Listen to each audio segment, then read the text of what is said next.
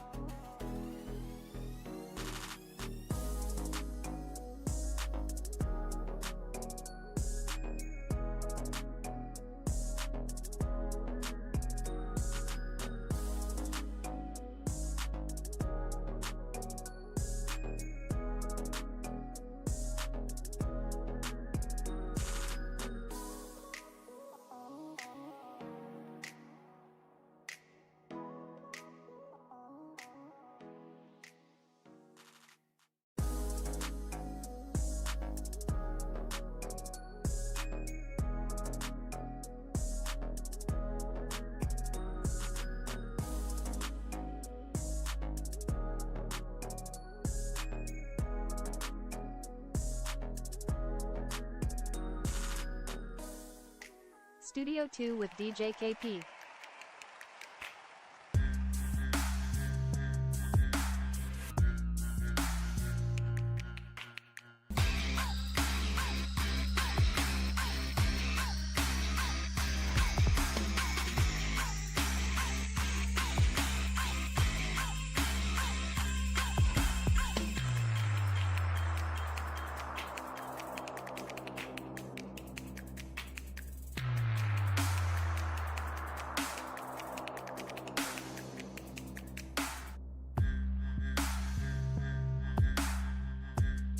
What's happening in the world?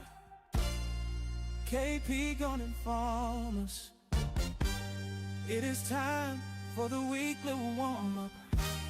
I hope you're not so bored, but I know what you came looking for. Yep. Free live music reviews, uncut, unedited. First come, first serve line. Skip to get ahead of it. Wait your turn. The number's down below. Call me now for free. Call me now. I just got a new stew shed. I can't believe it. We'll be back in a week. Show starts the same time. Send your song a little earlier. You might get playtime. Say now, your favorite Monday night show, baby. Studio 2 with DJ KP. Every Monday at 9 right here. Subscribe, like, comment, and share the live. Studio 2 Oh, with boy. DJ KP. It's going to be a big one, y'all. Episode 147 about to go live right now. And my God, is it a star-studded occasion. It's the top streamer and it's the top platform on the shore in the same live stream tonight, people. You don't want to miss it. It's going to be completely live, completely uncut, unedited, uncensored. Anything could happen tonight.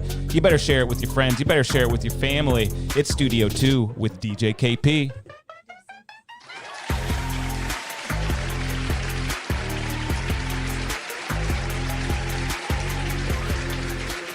Let's do it.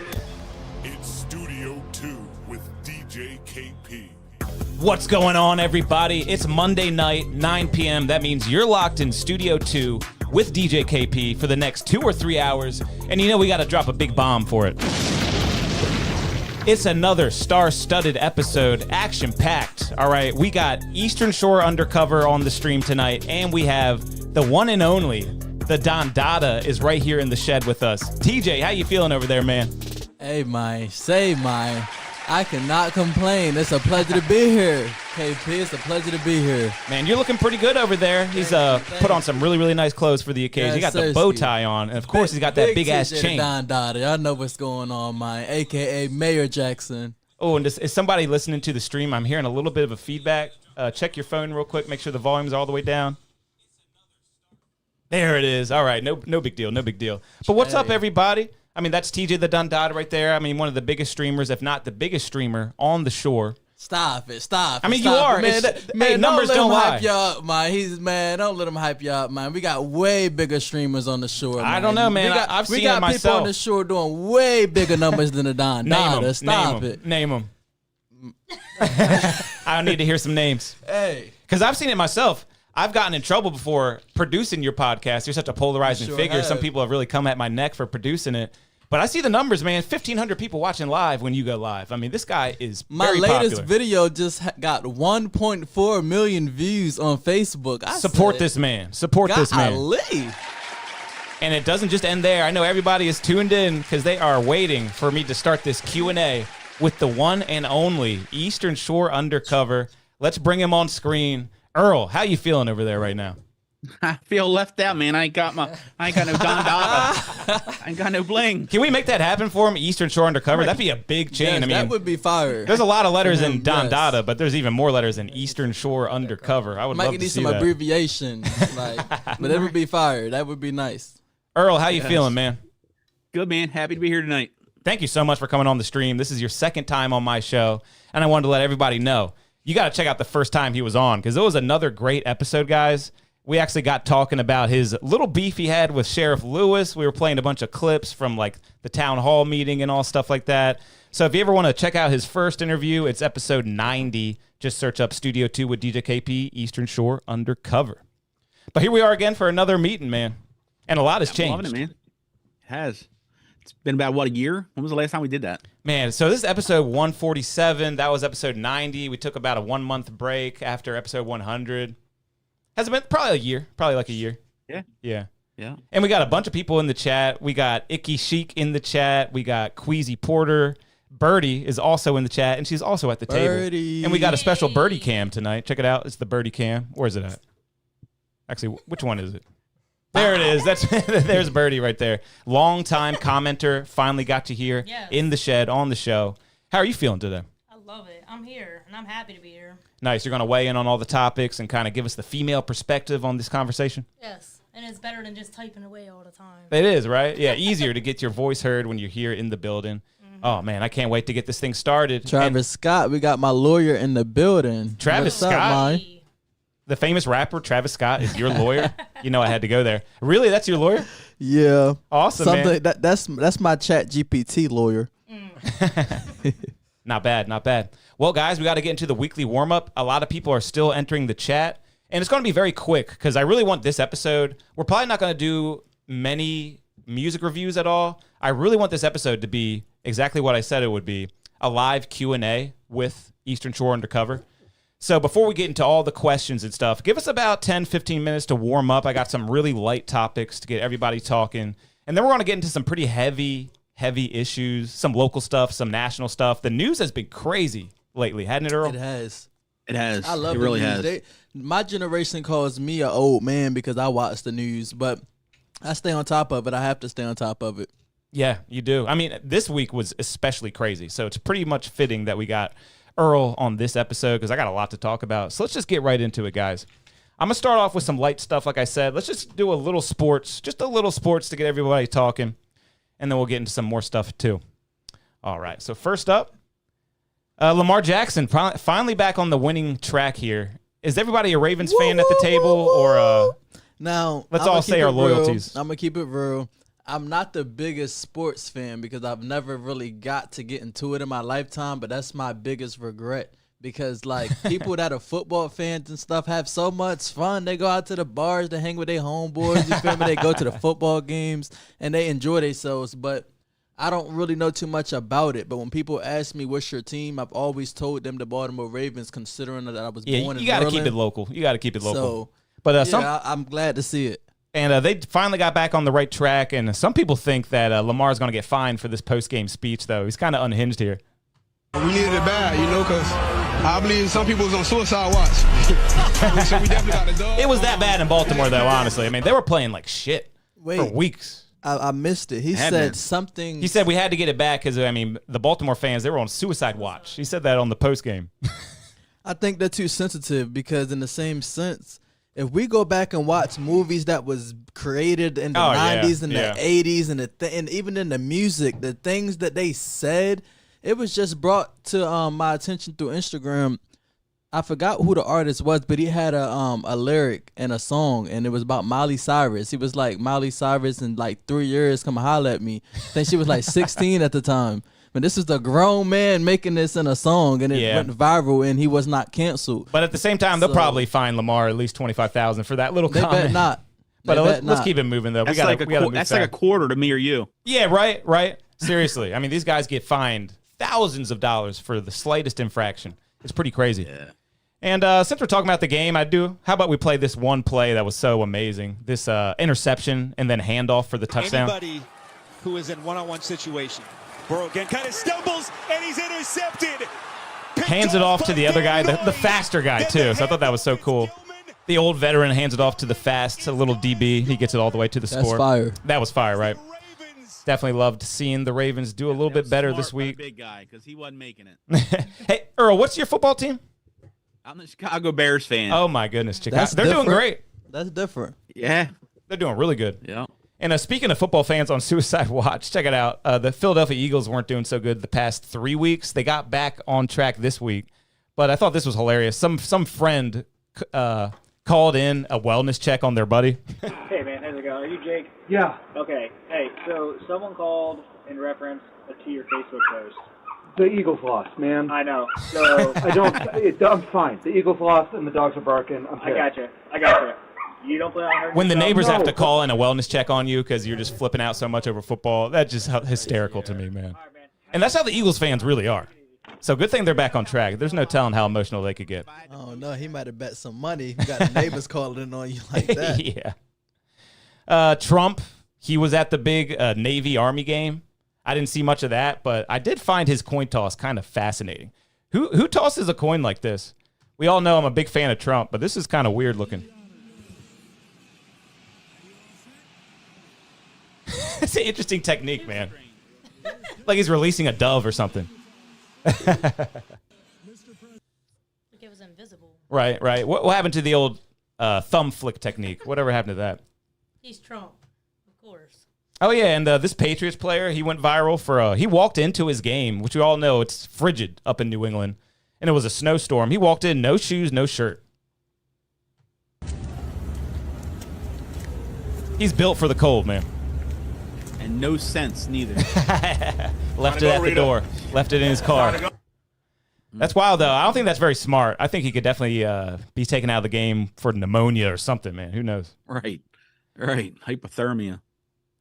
Joey Chestnut, another championship under his belt. He was a 242 wings in 10 minutes. How is that possible? And what does he play? He's a competitive eater. Oh. So he just eats a bunch of shit. That's his talent. 242 chicken wings in less than 10 minutes. Yeah, he got it. Not going to show you the whole thing because it's gross, but In this is 10 what it looks like. minutes, I could maybe like 15. I'll say I eat like 12 and I get full.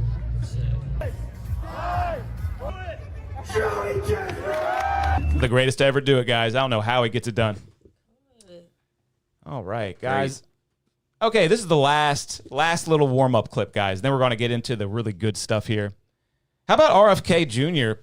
doing 20 pull-ups at the age of 71 live on the news? This one really impressed me. I could probably do 10. Got about 2. Dude, people bash that guy, but he is in great shape. He's in great shape, man. I like him as, I forget what his official title is, health guy, but I think he's doing a great job. Yeah. Oh, we already got a Fruck Trump in the chat, and it's about that time to start focusing on the chat, guys, because we are already warmed up and we're good to go. So at this time, we're going to open up everything here, okay? We're going to open up everything for the chat to call in, or you can just comment if you're not feeling, maybe you're feeling a little bit shy, you don't want to call in. But we're going to open everything up for you guys right now. And actually, let me post this number. Oh, you know what? I got this one on this screen. All right, cool. So we're about to get into it, guys. And before we do, while we let the chat kind of cook up a little bit, I got a few questions for Earl. Let's just get into a little formal interview, too. Well, can we get a nice introduction real quick? Exactly, right? Hello, Earl. Anything you want to ask him, bro? You want to take it away for a little bit? How's it going, Earl? I'm good, man. How are you? It's nice to meet you. For quite some time, it was like you was like a secret person. Like people didn't know who you was. So the fact that like you're like, exposing yourself and showing your face and your personality, I would like to say that it's appreciated by the community because when somebody's running the page and we don't know who's running it, that could be a little sketchy. So the fact that we know who you are, that's amazing. And I would just like to say that you're doing a great job with Eastern Shore Undercover and keep it up. You feel me? Thanks, man. Don't have no complaints. I do follow you. I don't watch it as heavy as I used to and I believe it's because you don't have the radios that you used to. But back then, you used to be so on it. We used to get, you could post something and ride past it in the same, you was just, it done changed a little bit, but it's still a great platform. Yeah. Oh, for sure. Yeah. For the first year, I kind of stayed behind the scenes because my daughter was in high school. So I didn't want her to catch any crap from what I was doing as soon as she graduated high school, was like, at that point, it didn't matter. Everybody's more than welcome. That's pretty cool. And there was incidents where like we would make a donation to Warwick and they'd want to do a picture. And then you would make a donation to a family who was in need, and then they'd want to take a picture and post you on their social media page. So it just got really hard to stay, out of the public eye. So, well, that's pretty cool. Rumor has it you used to be a police officer. Is that true? I was. How many a years? Police officer. I started in Ocean City in 2002, and I left in 2000. Actually, last Monday was my 14-year anniversary of leaving. Oh, wow. Wow, man. 14 years retired, huh? That is not bad. So have you always been fascinated in like news and stuff and news outlets? No. No? I hated it. What do you think is the number one place to get news in the world? I'm very fascinated to hear your answer. Honestly, I think it's social media and podcasts now. You just can't trust the mainstream media because there's no CNN or Reuters or Fox or anything that you really kind of. I would not recommend Fox. And I know a lot of people probably love Fox, but Antonio, you seem like a big Fox News guy. You sure about this? And it's funny because I watch Fox almost every day, but I make sure to watch a couple other newscasts, and the just watching the enemy closely. Them is so interesting, honestly. Yeah, it really is. But some of the things they talk about is the same things, just from completely different perspectives. And Ronald Brenningham in the chat, he's definitely agreeing with you, Earl. He says it's definitely social media. So you want to expand on that a little bit? And you know what else? You know what else is piggybacking on what Tony said? I used to be a photographer. I think you know that, KP. Yeah, you did a bunch of work for the UFC. I would get the same exact press releases that everybody else got because they wanted me to go out and have an idea of what I was taking a picture of the event. And I would come home and I would look at the news article that was posted. And I'm like, that's not what was said in the press release. Wow. And it was like so mind-boggling to me. I said, I'm going to start my own media outlet and just tell the truth. You know, whether I like it or not, or whether I agree with it or not, I'm going to put it out there of what it is, and people can take it or leave it. And that's the standard I've always had. If you like the page, great. And if you don't, unfollow it. I don't care. That's right. I love how you always handle that because, I mean, your haters are some of the most fascinating people in the world to me. Because some people, I mean, you know how people have Trump derangement syndrome? Yes. I think there's a very similar thing with Eastern Shore Undercover. The way I hear people talking about your page, they are furious, bro. So if any haters, if you guys go on like social media, like Facebook, and type like Eastern Shore Undercover, there's Eastern Shore Undercover blocked. There's Eastern Shore Undercover hate Earl. There's all these different pages, and I'm like, whatever. Because I'm gonna start getting T-shirts made, make money off of it. Yeah, because I mean, I've heard people say, man, he shouldn't even, why is he always reading the comments? He's always interacting with his comments. You know, just drive him crazy. Dude, it's his page. He's allowed to do whatever he wants with the comments. You don't have to listen. If you don't want to, you don't have to watch. And some people just have a problem doing that. I always tell people, it's really different. Like, and I didn't realize this when I first started out, but, you know, if you go on my Facebook page, I have to moderate comments. I don't have a choice. Once you get up to I don't know if it's 50,000 or 100,000 people, you know, they make you Quit get a bragging, third-party bro. platform. and once you get to that point, you have to moderate them or they'll shut you down. They don't, Facebook don't play around. Yeah. Whereas Twitter, you can go in there and say anything you want. I really don't care because I don't check those comments. Yeah. Twitter don't care about what you put on there. You know, same thing with Threads. I could care less what you say about me on there. Go on there. But if you go on Facebook, I've got to be a little more, and that's where you really butter your bread, right? Facebook is the biggest part of Eastern Shore Undercover, so you got to maintain that. Make sure you're playing by the rules, because if they took that from you, that'd be a huge blow. And they have several times. You know, there's a group of people out there that just don't like me, and they'll complain about everything. And yeah, I'm trying to think of the most common complaints I've heard. I think the most common one is they kind of look at you as the news. And now you got to be a slave to the news. It's your job, bro. You have to do it the right way. You have to do it the way I say. Because I'm a citizen. I'm entitled to the news. And if you don't do it the right way, then I got a major problem with you. That's how a lot of people take your page. Yeah, and you know what else? Like, people feel that they're entitled to tell me what I can and can't post. I'm like, it's the craziest thing. Oh, and another common complaint is, bro, freedom of speech. You can't block me from your Facebook page. Yes, freedom of speech. Dude, it's his private page. He actually can block you if he wants to. I hear that at least 50 times a day. Seriously. And a lot of people I've seen, like I said, I don't always see it because I don't really pay too much attention to the media, believe it or not. Like, I be in my own world. I pay attention to things I want to that furthermore is my knowledge. Like, that's what I pay attention to. Like, the back and forth stuff on Facebook, I try not to, but not recently, and it could have probably transpired recently, but back in the day when I used to see it, people would get on Eastern Shore Undercover's page and they would run with a narrative that Mr. Eastern Shore Undercover is like prejudice, or that he picks and chooses what comments. Yeah, I hear that a lot too, man. But I've never seen it. And people know me personally, I'm going to speak the truth. If I seen it, I would get on this platform on this live with you right now and say I seen it and that is wrong. But I have seen some people of different races step out of line, and it's Caucasian, Mexican, Haitian, all of it. And I have seen you hold each and every race accountable on your page.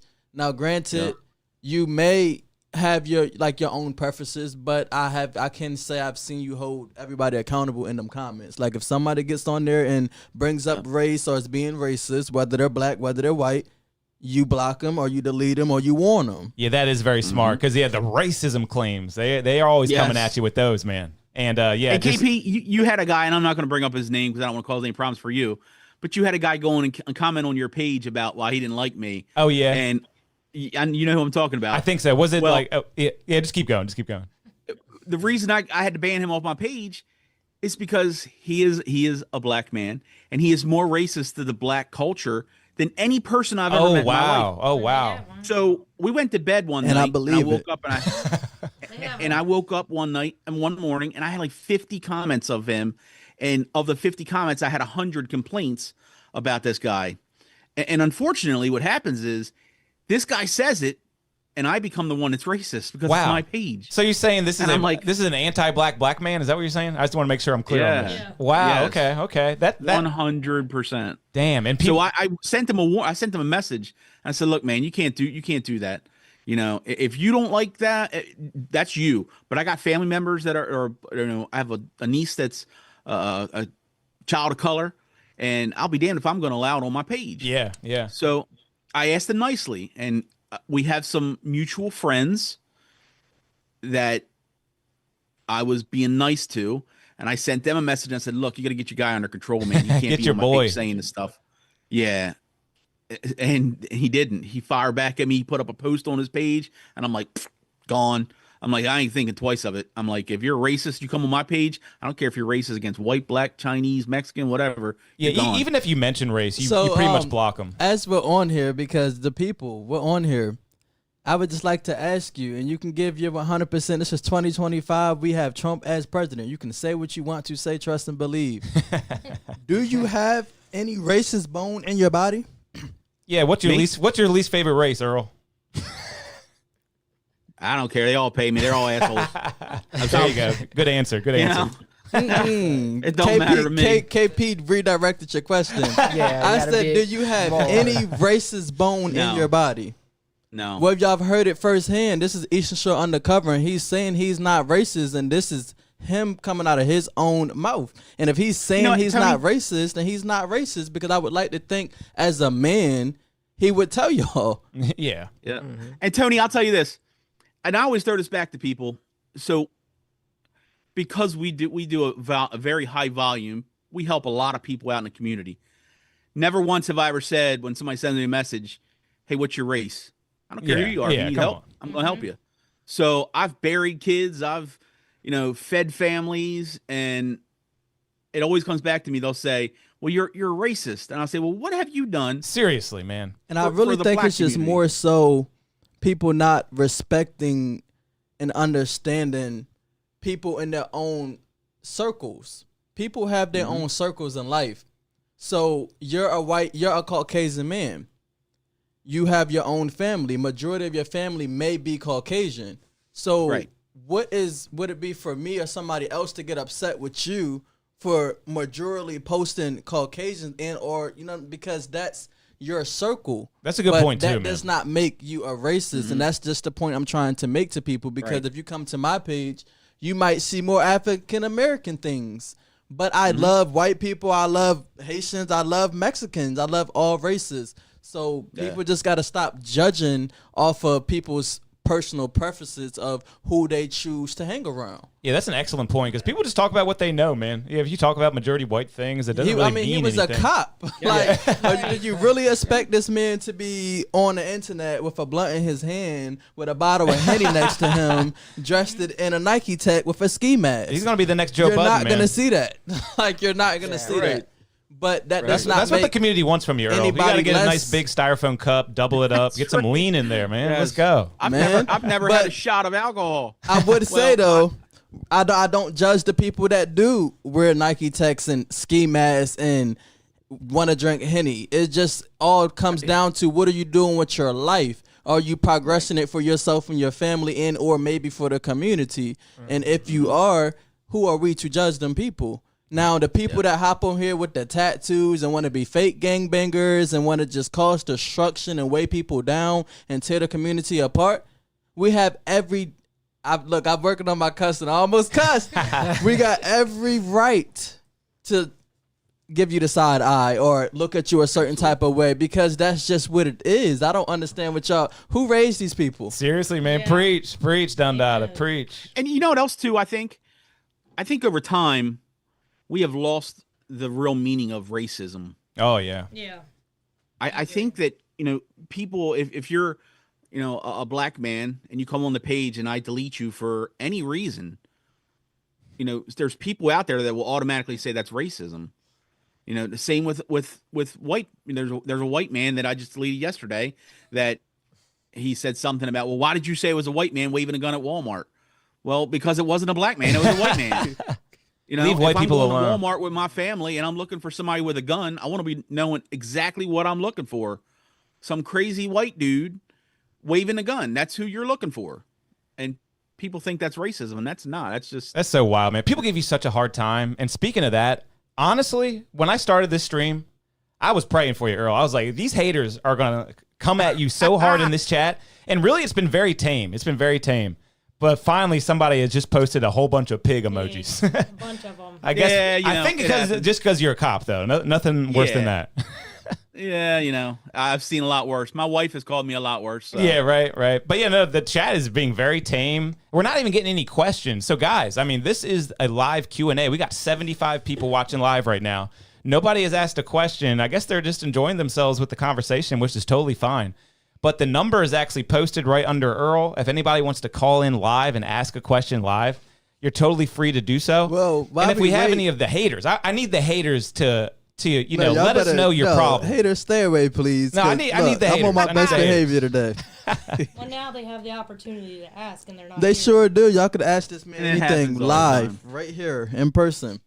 Well, I will say, as a follower of the page for a long time, I will say one thing I've noticed, though, is that you can never give enough. Like, I feel like when you give the information, it's either not enough, like it's not enough, or you gave too much. But they're never, like, happy. Like, you could put white man, 6'4", brown hair, and they're like, wait, you didn't say what car he's driving. You know what I mean? Like, well, they'll say updates. You don't. Yeah. Can we get an update? You don't have examples. You know what I mean? Or if you just put 27-year-old man, they're like, wait, what? Black, white, Hispanic? Oh, and actually, we just got our first caller, everybody. We got our first caller live on the show. You're speaking with Eastern Shore Undercover, and also, of course, DJ KP and the Dundada. Caller, can you hear us? You're live on the show right now. Yes, sir. Yes, sir. What's up, KP? What's going on, man? Who we got on the phone right now? Mr. Dom Tavon, a.k.a. Live to Love. Oh, my God. We got Dom Tavon. I've been seeing your stuff on Facebook so much. You've been helping out that homeless man. Yeah. I'm trying to help as many people as I can, man. Very cool. Very cool. What brings you to the stream, Dom? Just to say what's up to my man, Earl. Hell yeah. What's happening, my man? Did you get them chicken nuggets? Nah, bro. They jipped me, man. Damn, tragic. Shout out to Delmar McDonald's. Shout out to Eastern Shore Undercover. So what you got going on, man? I know you're doing some big things in the community. You want to plug anything or let anybody know about what you're doing? My next big thing, I can't talk about it yet, but I just want everybody to go to my page and look at my recent letter to the mayor and just look at that, because the next thing that I'm doing, the city will probably try to come after me and shut it down, but I want everybody backing me and supporting me for when I do post my next event and we can get it done. I got something I would like to say. What you got, Tony? Hello, Dom. What's up? How you doing? I'm great. So I've seen on the media a lot of people, some have mixed emotions on what is going on and what you're doing for the community. Get into it, bro. Yep. Some people love it. Some people are supporting it. Then there's other people who are talking down on it, and or maybe thinking that you're scamming or that it's a secret hidden motive. So for me, hearing, the talks of the town, I would like to give my standpoint on it. I actually appreciate what you're doing. I commend you 100%. It's very respectable. Shout out to Mr. Curtis 100%. All of that. I feel like that is very, very, very, very great. Very, very great for him. But in the same sense, from what I'm seeing, I don't know how genuine it really truly is. Now, granted, it might be genuine, and trust me, I'm close to God. I talk to him. So anytime I say things like this, I talk to him about things like this. And when I think about it, I'm like, I'm praying that he really is a changed person and he really is doing what he needs to do for Mr. Curtis. But the Dom that I remember, the Dom that has been presented to me is a scammer. There we go. Yep. So it was just like kind of given, like, is this man really trying to make a difference? And if so, tap in with the right people to make that difference. And it's a few things I noticed during the course of everything. One, everything is being recorded. When it does not have to be recorded. But I don't doubt you for that. I don't fault you for that. You're allowed to do that, and I commend you. Two, you went to go see the mayor. You talked all this shit about the mayor. You even said on the live that he probably hit his own sign in front of his building. Then when you go see the mayor, you said, I'm going to record it for transparency. He asks you not to record. You cut off the video immediately. And then it was like all of this respect for the mayor. So I seen you at the city council meeting with Mr. Curtis, and I just knew you was gonna stand up and speak on behalf of this community and on behalf of these homeless people. And it did not happen. And I was kind of disappointed because you talked all of this talk about the mayor. That was the man right then and there that can make the change. I'm very transparent. I like to read. I like to be straightforward. I like people that are real. If you have a problem with the mayor, if it's things about him that you dislike, I feel like as a man, you should have told him that to his face and on or off camera, and you should have kept it organic with him. As you just seen, you just hopped there and said, oh, well, the city might try to come for me. And that. The city is not worried about you, Dom. And I'm just here to just tell you straightforward. Okay. The city is not worried about you.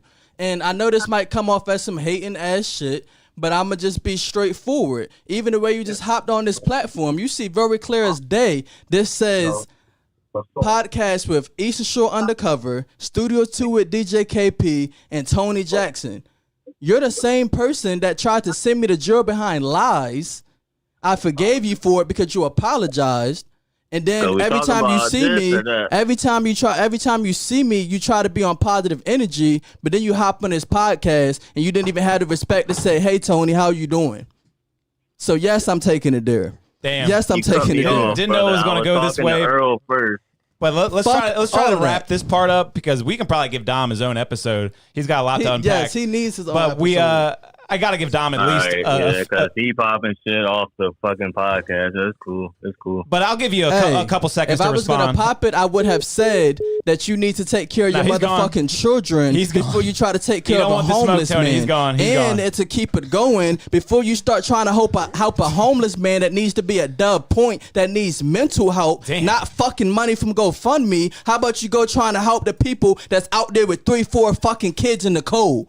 You feel me? It's deeper than one fucking homeless man. And that's the only thing I was ever fucking saying. You keep putting a fucking camera in his face, taking this man's money, acting like you fucking helping him, but the fucking Dom I know is a damn scammer. A fucking scammer. Damn. I can pull up a fucking paperwork that you handwritten less than 4 months ago where you fucking lied under oath and tried to get me fucking arrested for some bullshit that had to do with your brother. All right, we got to switch gears here, but that's some wild stuff. And I've been thinking similar things too with that whole situation. I mean, he really is just using that one guy over and over and over again. Stop it. Go help some more fucking people. I love the movement, but stop taking advantage of somebody that has mental problems. Let's check this caller. Hey, caller, can you hear us? Yeah, I can hear you. What's up? What brings you to the stream?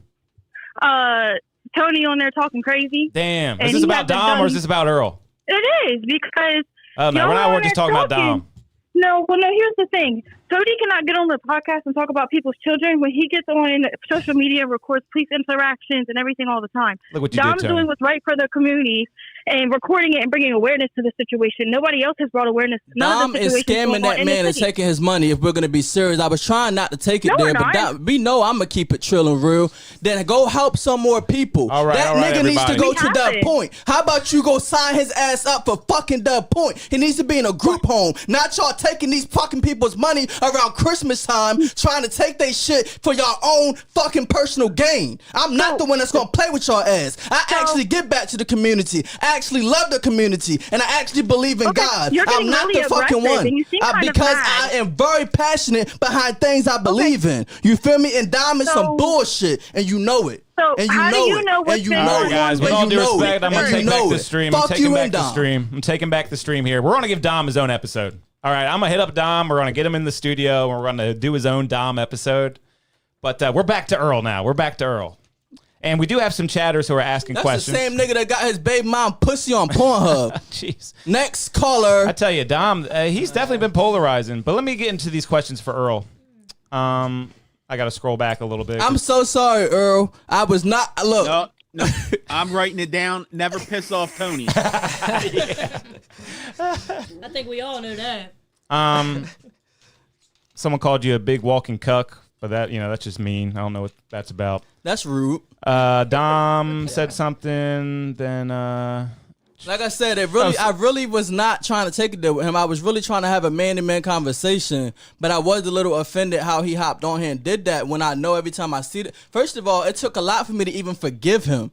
It took a lot for me to fucking forgive that man for what the fuck he did. Hey, Tony, we'll get you involved in the Dom episode, too, if you want. I got no problem with that. That sounds juicy as hell. Real juicy. But some other questions. Dude, that's pay-per-view. Yeah. He said that's Tony was getting heated, man. I could see it in his eye. As soon as he called, I saw Tony over there, like, positioning and this look in his eye. I was like, he's about to go off. He knew not to fucking call on no episode I'm on. He know I haven't fully forgave him yet. It's a process, he keeps doing little subliminals. That was a shot. You gonna hop on here and get the Mr. Eastern Sure Under, and we love Earl. You feel me? And I just met him today. Earl's great. I love his page.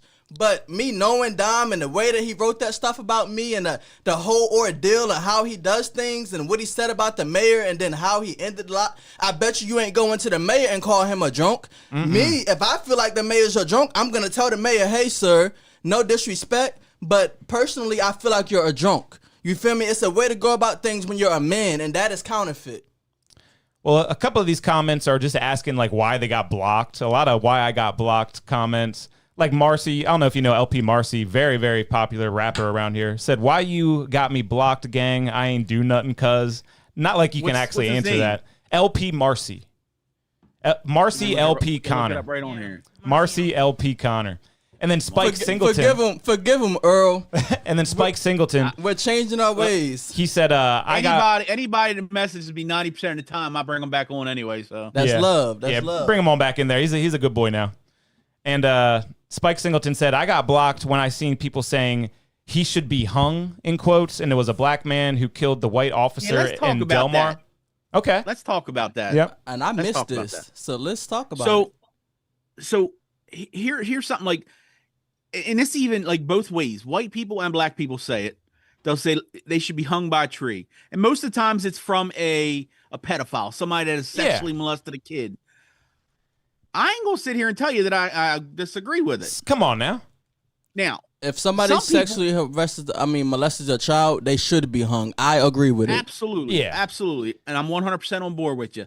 Somehow, there's people out there that will equate that to 50 years ago.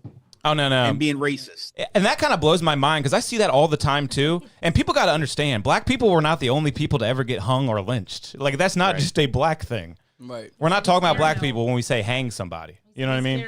And for me, I don't even look at that as being racist because totally. I'm not a racist person. So for me, it doesn't, like, I don't care if you're white or you're black or you're Chinese or Mexican. If you molest a kid, you get what you get. Seriously. Exactly.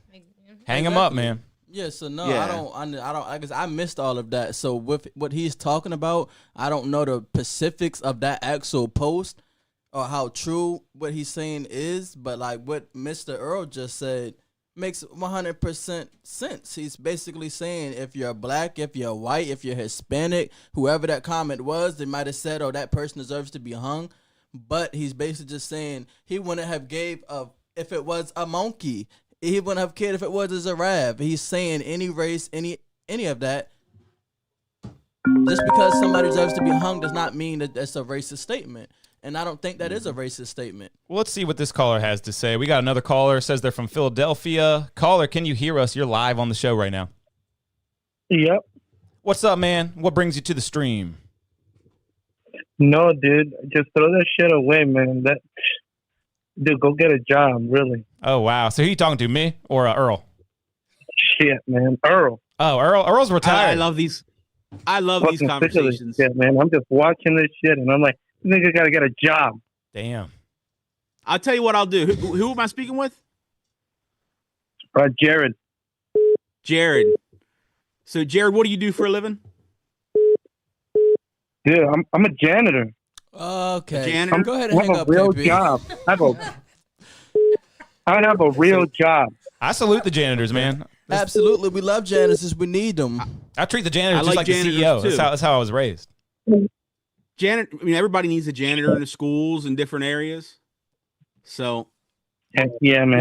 Why does that tell me to get a job? Because I don't want to hear Eric on the line. I want to hear Eric getting a job already, talking about making some money. Eric or Earl? Yeah, his name's Earl. Who's Eric? Earl. Oh man, so hey, I'm glad we got a hater on the line. So tell us what you don't like about. Mad, man. I'm just mad. Tell us what you don't like about Eastern Shore Undercover. Wait, KP. He's mad. This is the moment that we can help him with his mental health. We can take a moment and redirect this. Yeah, we can rectify this. Absolutely. Take a deep breath. Yeah. And let's have a conversation like a man. Like breathe in, like Earl just presented, and breathe out. And let's talk about it. What has he done that rubbed you the wrong way? It's just the way he talks. It's like I feel like I'm not getting anything out of the show. Oh wow, man! Out of this show, this is his. He don't do podcasts. He's like the news anchor. Like he tells us what's going on around the city, whether it's convictions, whether it's accidents, whether it's a shooting. He just tells us what's going on, and people tend to get upset with him when it's not told the way they want it to be told. And you know what else, Tony and I'm Jared? sick of it. I'm ready to move on. Like, bring the next guy. Hello. Hey, thanks for tuning in, Jared, and stay in the chat, buddy. Or you got anything else for Jared, Earl? I'd be wasting my breath. Okay. Have a good night, Jared. All right. There we God go. Bless you. And that's why I love the haters so much, because they got nothing, Earl. They got nothing, he was man. Kinda nice though. Like You know, and I hear that all the time. You know, the going statement used to be, "It's a guy that lives in his mom's basement and sits in the corner," and I'm like, dude, I make more money in a month than you make Seriously. in a year. And he's telling you to get a job. You're retired and you make bank from this fucking and Facebook that's what thing, I was man. just saying. People judge people just by looking at them. They look at you. They see a white guy that's bald, and now they think that you're just some broke junkie. And that's not the case. I don't like. Why do I even people dyed my beard for you guys tonight. Looking amazing, man. They look at me and I have a neck tattoo. They say I got a hand tattoo, and then I'm some thug. I'm a wannabe gangbanger because I stand up for my rights. I'm just like, who said I wanted to be any of that? I'm a God-fearing family man. Like, relax. Yeah, Earl, get a job. You know, pick up the mop like a real man. Try. Like a real man. I'll try. Eric, Mr. Eric. All right, so I got a few other local segments I want to get into. I feel like we can segue into that. And we're going to get right into it. Actually, no, not local yet. Let's do national and then we'll do local. Because like I said, the news has been crazy. And all the haters can still call in and shit. It's all good. But I want to start things off. Did you hear about Rob Reiner? Oh, it's crazy. And maybe y'all know who Rob Reiner is? He's a huge director. He's a big director in movies. And this is a huge news story. It was just found out like yesterday that he was murdered, him and his wife. He looks familiar. His own son, went into their apartment in L.A. and stabbed them both gruesomely to death. His own son. Do we know what led up to that? So the rumor I heard, and this might just be a complete rumor, is that the son had a meth problem. The son had a meth problem, and they were kind of enabling it, and then they cut him off, and he got all mad. And we'll go back to that, and we're going to check in on this caller. Let's check it out. Hey, caller, can you hear us? You're live on the show right now. I can hear you. What's I up? just want to tell Eastern Shore Undercover that they're doing an awesome job. There we go. I like that they keep us informed, and I appreciate it. Hell yeah. Yeah, thank you for letting them know. You mind telling us who you are? Yeah, my name is David. All right, we got David. Appreciate it, David. All right, man. You keep up the good work. Always good to hear Thank you. stuff like that from you. And definitely keep tuned in and stay in that chat. All right, fellas. All right. Have a good one. Bye. So, quick question. Very nice. KP. Yeah. So, the guy you're telling us about, would there be like a movie that we would know him? Yes, definitely. So some of his biggest Princess movies. Bride. These are his biggest movies. Princess Bride. Oh, okay. Misery is a crazy. You ever seen Misery? Yes. I don't know, but like that meth. Now, like I said, I would need facts, but Right. It could be a rumor, that but I heard that storyline on the that internet. you gave Mhm. could sound very believable. It does sound because believable. A meth head, you try to stop them from getting their meth, that's bound to happen. Yeah. Thank you. And here's like a little footage of them actually interacting on an interview. This is the son and Rob Reiner just talking, just so you can see how they are together. Rough times. you know, the parent is, your main job is to keep your child safe. So I would do anything. We didn't bond a lot as a kid. Like, he really liked So baseball. it looks like a pretty normal relationship, you know, but damn, things went absolutely south. And like the police report wasn't even sure it was them for a while. There were just like 2 dead people in Rob Reiner's home, which makes me think they were mutilated pretty bad.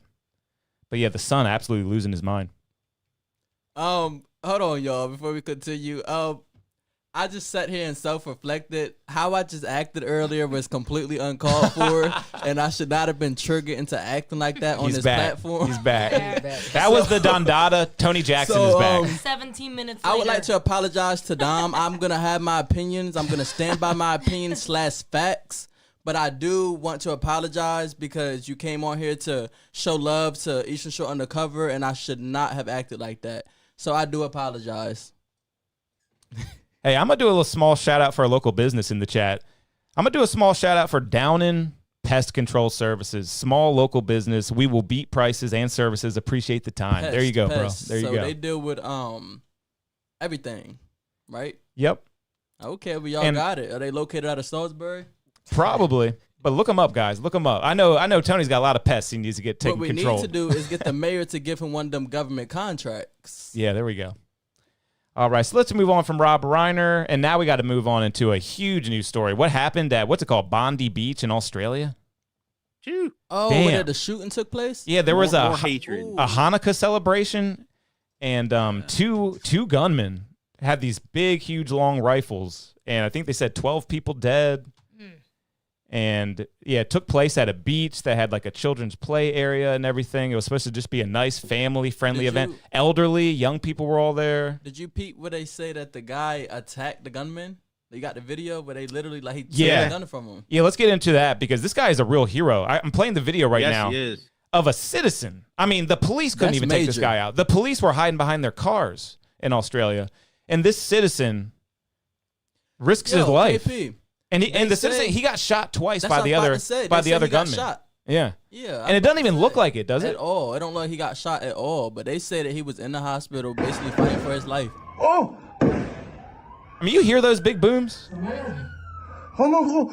So he's been shot twice, and the adrenaline must be carrying him through because it doesn't even look like he was shot. Because he bounced back up.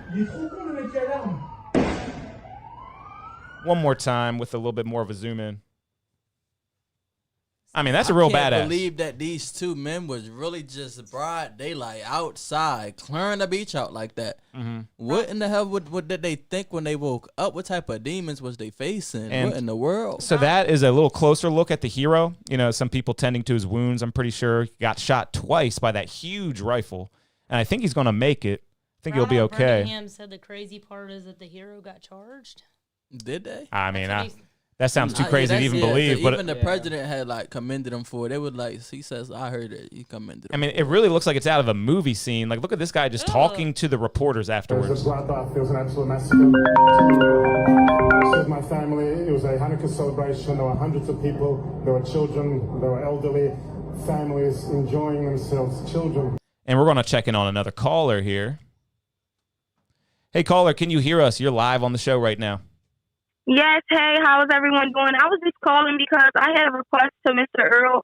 I wanted to be unblocked from Eastern Shore Undercover. I'm begging, please. Yes. I will pay a fee, whatever I got to do. I know I'm messy, and I did say something out my mouth.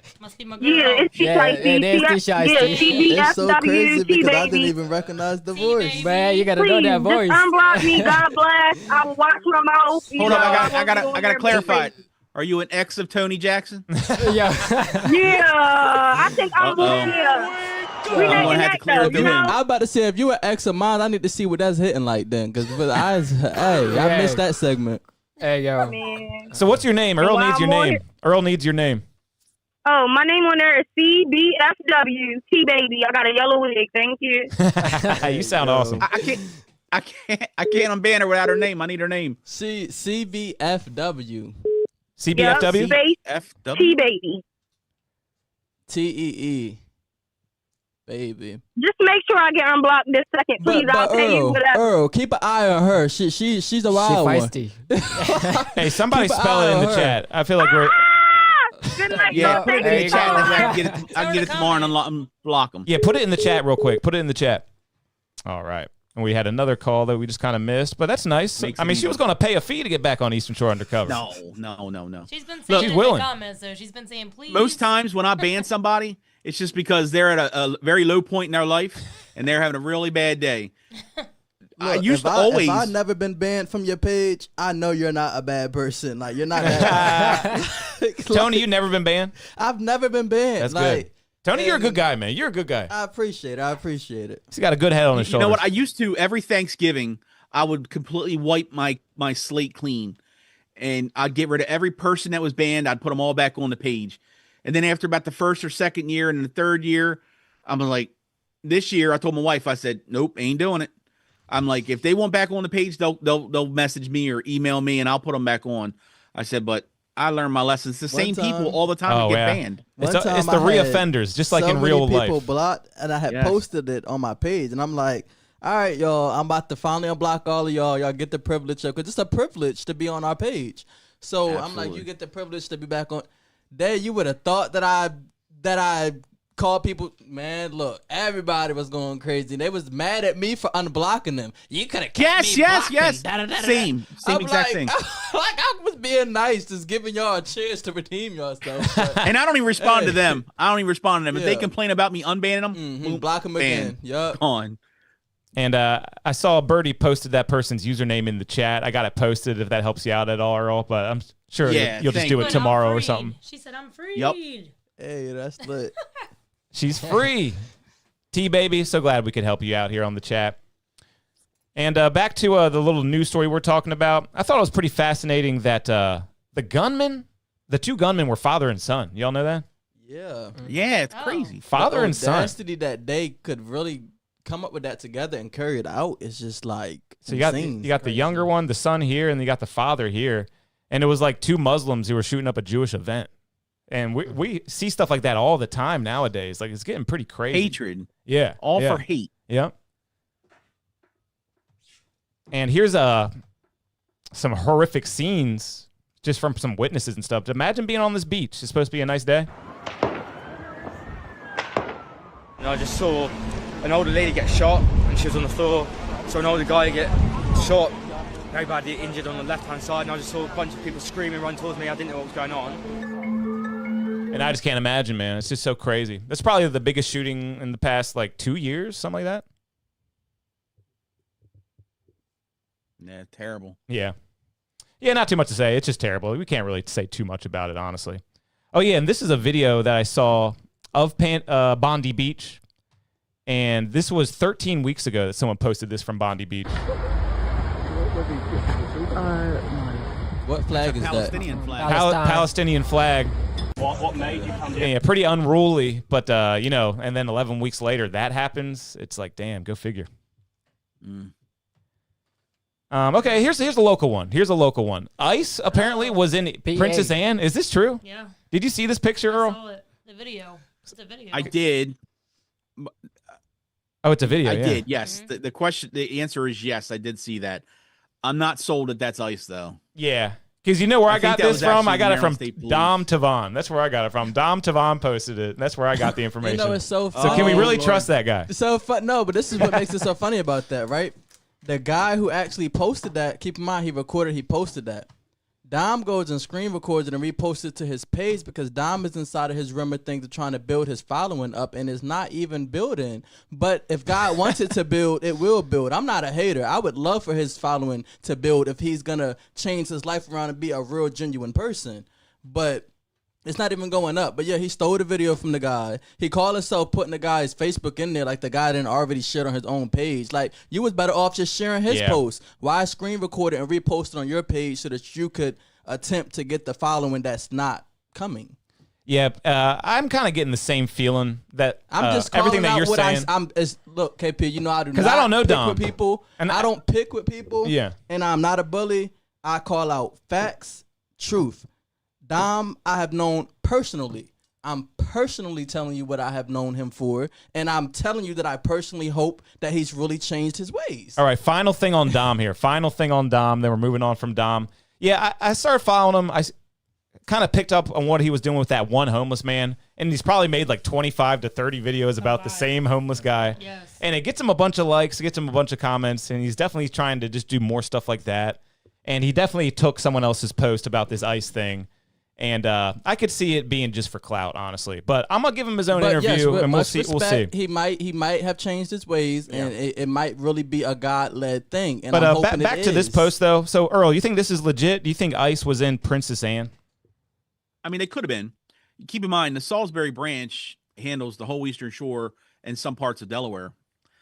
Unfortunately, a lot of people see people in SWAT gear and masks, and they automatically attribute that to being ICE now. Uh-huh. A lot of times it's just the drug task force. Seriously. And they put masks on because they don't want you to know, because they're going to sell you drugs the next day. Now, But people don't realize that they don't put two and two together. The only reason why I believe that is ICE is because I have seen these vehicles around town, but I have never seen them hop out with a vest that said federal police and or ICE on them. Well, it says federal police, and that's definitely ICE. Yes. But there is one guy that's got a there's another video about this. It's the behind the truck scene. I don't know if you saw that one. Nah. But there's in one of the guys, I don't know who it is, which one it is, but it says state police on the back. But if you notice, like, our police officers around here, and this probably might, I seen you had posted on your page, and I think they recanted it, like they took it back. But at one point in time, Wacomico County was beginning to start to basically work with ICE, like anybody that's arrested or that's been detained, basically turn them over to ICE, which means ICE would have to be in this vicinity for them to be turned over to them. So so they're on Naylor Mill Road, just so you know. But they have an office. It's Really? ICE has an office. They've been there. It's nothing new. Just people aren't aware of it because of it's a hot topic right now. So they're on Naylor Mill Road, and they work every day. They arrest people every day. I posted on my page many times. And you're correct. They were, the Wacomico County Sheriff's Office was beginning the process of the 287G. And basically what that was, they went through a couple different phases of it of what they were going to do. But right now, if, someone that is wanted for a rape and their ICE wants them, they get locked up by, let's just say Salisbury Police Department comes across them and locks them up. And they go to jail. If they had a 287G program, it would give them some extra time to hold them to see if we're going to deport them out of the country, because they're, like I said, they're wanted for a rape, they're wanted for a violent crime, they're wanted for something more than just the crime that they've been arrested for.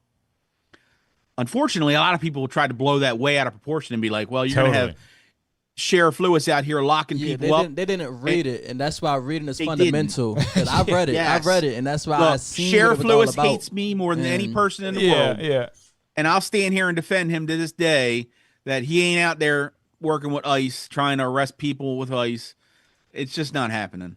What would be the problem with him arresting people with ICE? I really don't see a problem with that. My biggest problem with that would be is basically, now the law is the law, period. And I agree with that 100%. In the United States, you are not to be here illegally. Okay.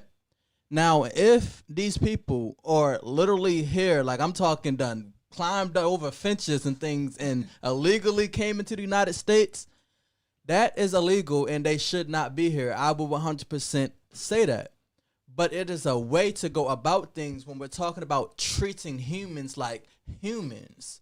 So, like, it's just a better way to go about it. Like, I don't condone sneaking into America. That I do not. But I also don't condone a father that just got off of his overnight shift, paying taxes that he can never claim, and then he walks his child to the bus stop in the morning, and he's getting tackled in his face, smushed into a ground, and thrown into a jail cell, and then shipped off, and never heard from his children, never hearing from your children again for months or days and weeks or maybe even years to come. So what do you think that guy I don't agree with. didn't know he wasn't allowed to sneak into the country? No, he knew. Yeah. He knew. But because I don't get it, man. When it comes to illegal immigrants, why can't we just ship them off? You know what I mean? Off the strength that this is how it's so, boom. Somebody will come here that have babies here. They might have been here 15, 20 years. They made a life here, KP. And they made a decision to be looking over their shoulder constantly because they did something that was illegal, man. That's just what it boils down to for me. You're not lying, but it's just all about you know what how else we too? treat them. What do you think about that, Earl? So here's what I'll tell you. And this comes from the media. A lot of this craziness comes from the media, and like Tony just said, people don't read. People don't put common sense into the factor. You know, ICE isn't out there going after, you know, Johnny Jackass that's working a 9-to-5 job to support his family, who's probably here illegally. They're going after, you know, Jerry Jackass that raped some lady a year ago and also has a warrant for molesting a child 2 years ago. and you look at these people, and it's very easy. You can go on the Homeland Security's website, and you can look up the people that they arrest, and they all have something else on them. You know, rape, assault, stabbing, shootings. These aren't just normal people. These are people that are dangerous, and they shouldn't be here in the country. For that part of it, I'm 100% against it. Those people, I don't want them living next door to me. I don't want them being around my kids. The person that comes here and just is trying to make a living, they're working hard in the community. Caller, hold on for just 1 second. Go ahead. No, you're good. I was just telling the caller to hold on for just 1 second. Oh, okay. For that person, I don't have as much of a big deal of it as other people do. I mean, they're just trying to prosper and, you know, provide for their family, and I can't knock somebody for that. I can tell you, if I lived in this country and things were so bad, I ain't gonna tell you that I ain't gonna try to go to Mexico where somebody else is different. That's a good perspective for my family. That's a good perspective. Yeah, 100%. yeah, man. But again, I'm a little bit smarter than that, and I know that that's not what they're after. Yeah. They're after those people that are dangerous to you and your family, and that's everybody. That's including Mike Lewis. That's, you know, the county executive. All of them. They want what's best for our families and our community. And that's majority of what they're doing. But then you have some, but that's in every agency around the world. You have some that get the badge and get the title, and they go overboard. They start using it as a mechanism to fuel the racism. I'm not saying this is all of them, but we have had documented stops within the Delaware area of just people, whether they're Hispanic, whether they're black. We've even had white people that come off as looking like they're a different race be stopped and harassed and asked for their passport and or having their car searched. And these are regular 9-to-5 day-to-day citizens just trying to get back and forth to work and take care of their families. And it has come out that they are citizens, but they still have to go through that process. If they're citizens, this should be a pretty easy situation to get out of. Yes, right? but I don't feel like you should be having to be driving and have to sit on the side of the road for 15 to 20 minutes to prove that you're supposed to be here either. Yeah. I'm not seeing a whole lot of stories like that out there, but let's get Yo. Hey, what's so up? You can hear me, yo? Yeah, man. Who we got? I'm really just trying to figure out, like, how the fuck can you say that? I'm talking to UK. Easy to ship them off, like it's like a piece of mail or a piece of property. You know, these are people like with families. I couldn't quite hear you. I know you're talking to me. Reiterate that one more time. I said, how the fuck can you say that? Or a piece of property. Yeah, like these people, you know, from is like fucked up places. Like, why would you think it's just easy to ship them off like a piece of mail? Or I hear the mail. I hear you. So just like, me why personally. Why would you say that though? All right, so just me personally, I am against illegal immigrants because I just feel like you should follow the law of this country. You should pay taxes like everybody else. And just all that stuff. Half the immigrants in this country pay taxes because they work harder than half the Americans that was actually born. This is real talk, KP. You think these people? What are you when they have these fake IDs, KP? Right? Mm-hmm. And you right? Yeah. If they have a fake ID, can they go to the IRS and file? Just like they snuck their way into America. So I'm not worried about illegal immigrants getting their tax returns. I don't know. That's just me personally. I mean, I would like to believe that. And farther down the road, I mean, you're not really probably into politics, but you're just going to have to soften your heart when it comes to humans. Yeah. Hey, That's I'm the just wrong. saying. Hey, I'm just saying.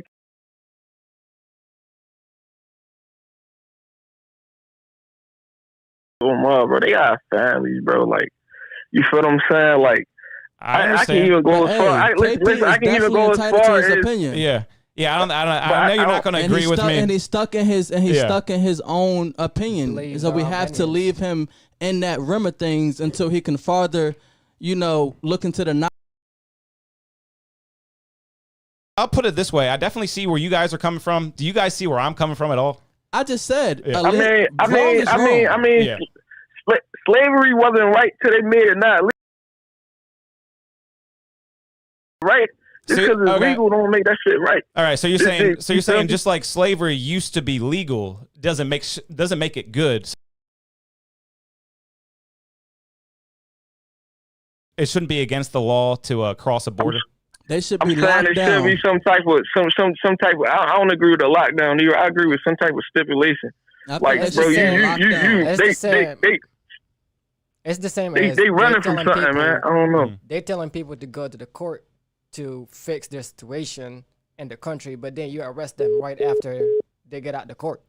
Yeah. In front of their kids. And like, you see a lot of videos out here where they snatch their kids out of their hand, they pepper spray them in front of their kids. They're rough. I've seen it, and it's not AI, KP. It's not AI. I haven't really seen videos like that. I kind of heard it. I kind of heard it from a police I've officer seen a that they ton. actually jump. See, like they hear the name. I don't know. I think it all they just jump boils in. down to some people think it shouldn't be against the law to cross the border illegally, and some people do think it is. But that's not. I think it just kind of boils down to that. That's any. Okay, just we have about 3 how they people go at this table. It's about how they We're go not. about We it. all can agree, right? Even It's with KP, wrong. you should not illegally come into America. Okay, What we're it's saying wrong. is that people make mistakes. Not everything. I don't know, KP. You might have walked the perfect life and never ever done nothing illegal. But imagine if we do something illegal or make an impulsive decision and make a mistake, and imagine being treated how these immigrants are being treated. And we're not just talking about Haitians. We're talking about all races. All races. We got people that look like you, KP. Get 'em their outta face here. Smushed into the Get 'em ground. outta here, man. And Yeah. it's everybody. But that's not how you get them out of here. Yeah. I don't know.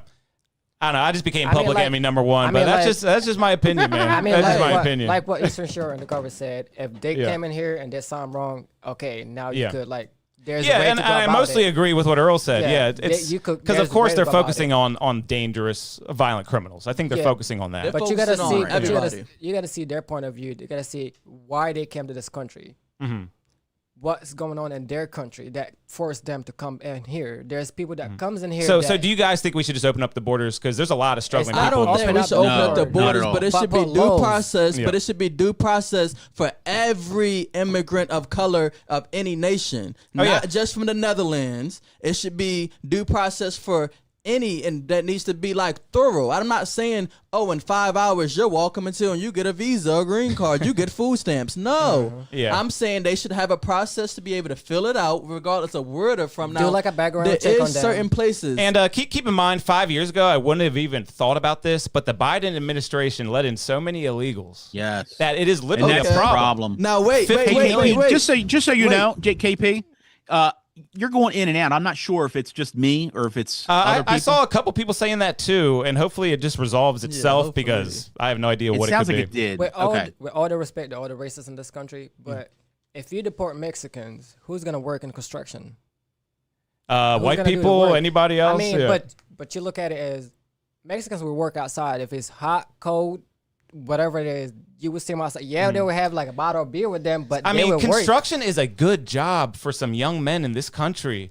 You think illegals should do all the construction? I mean, It's not- I those don't are agree with high-paying that, jobs. Yeah. But I don't agree with that. I do. But what he said was pure facts, and I said that earlier. The same immigrants that we are deporting work harder than the people that was actually born in this country, and that they do. And if we're gonna talk about it, this country was. We're not gonna go to. But shouldn't they have Back to a go through little the bit. process But- to become an American citizen?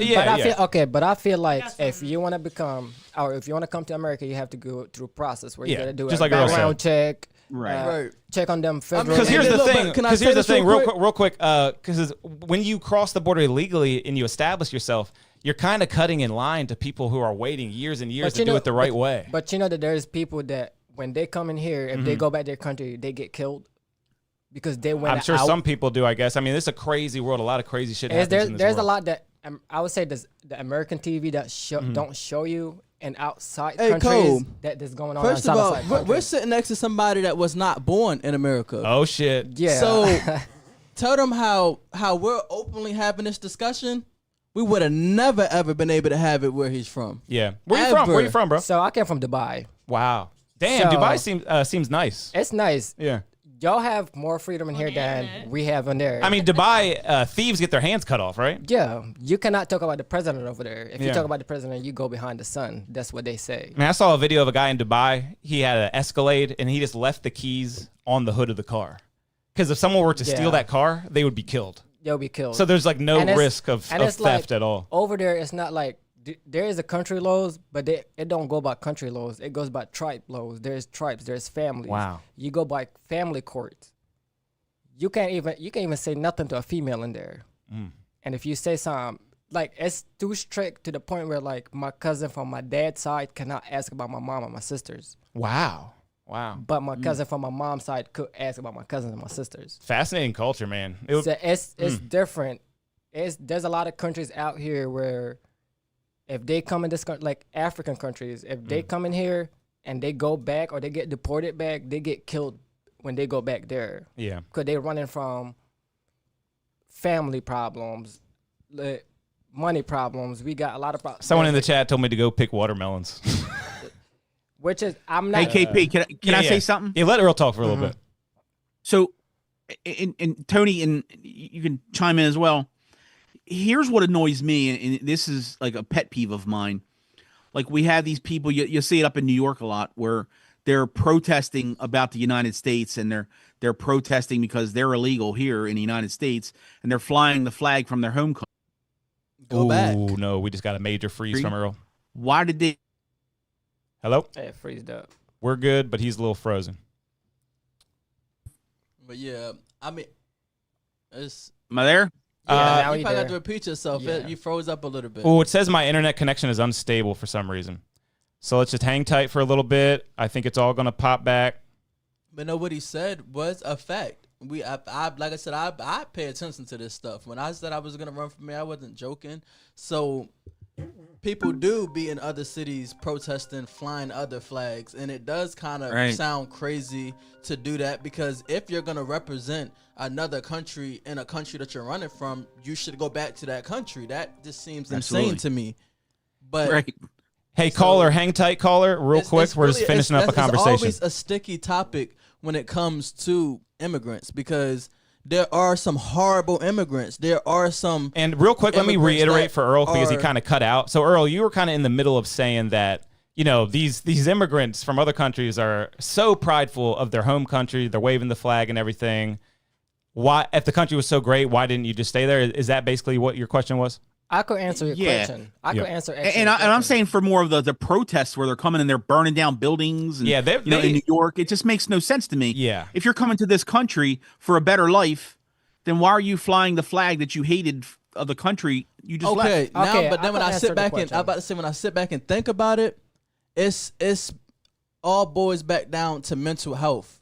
That's their reaction to feeling discarded and you feel me, and kicked to the curb by who? Their own country? By the country that they ran to for freedom. Oh, come on, man. I could answer y'all questions. So basically, we don't hate the country. We hate the people that run the country.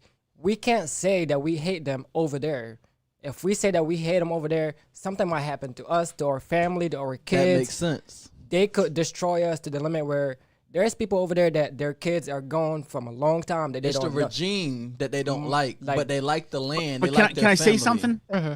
Can I say something? I hope this makes sense, and I don't want to come across like I don't want to sound pompous or anything like that, but those people are coming to this country. They know who the leadership is. If they don't like the leadership of this country, they should go to a different country where they like that leadership. Y'all allowing here to us to have 2 citizenships.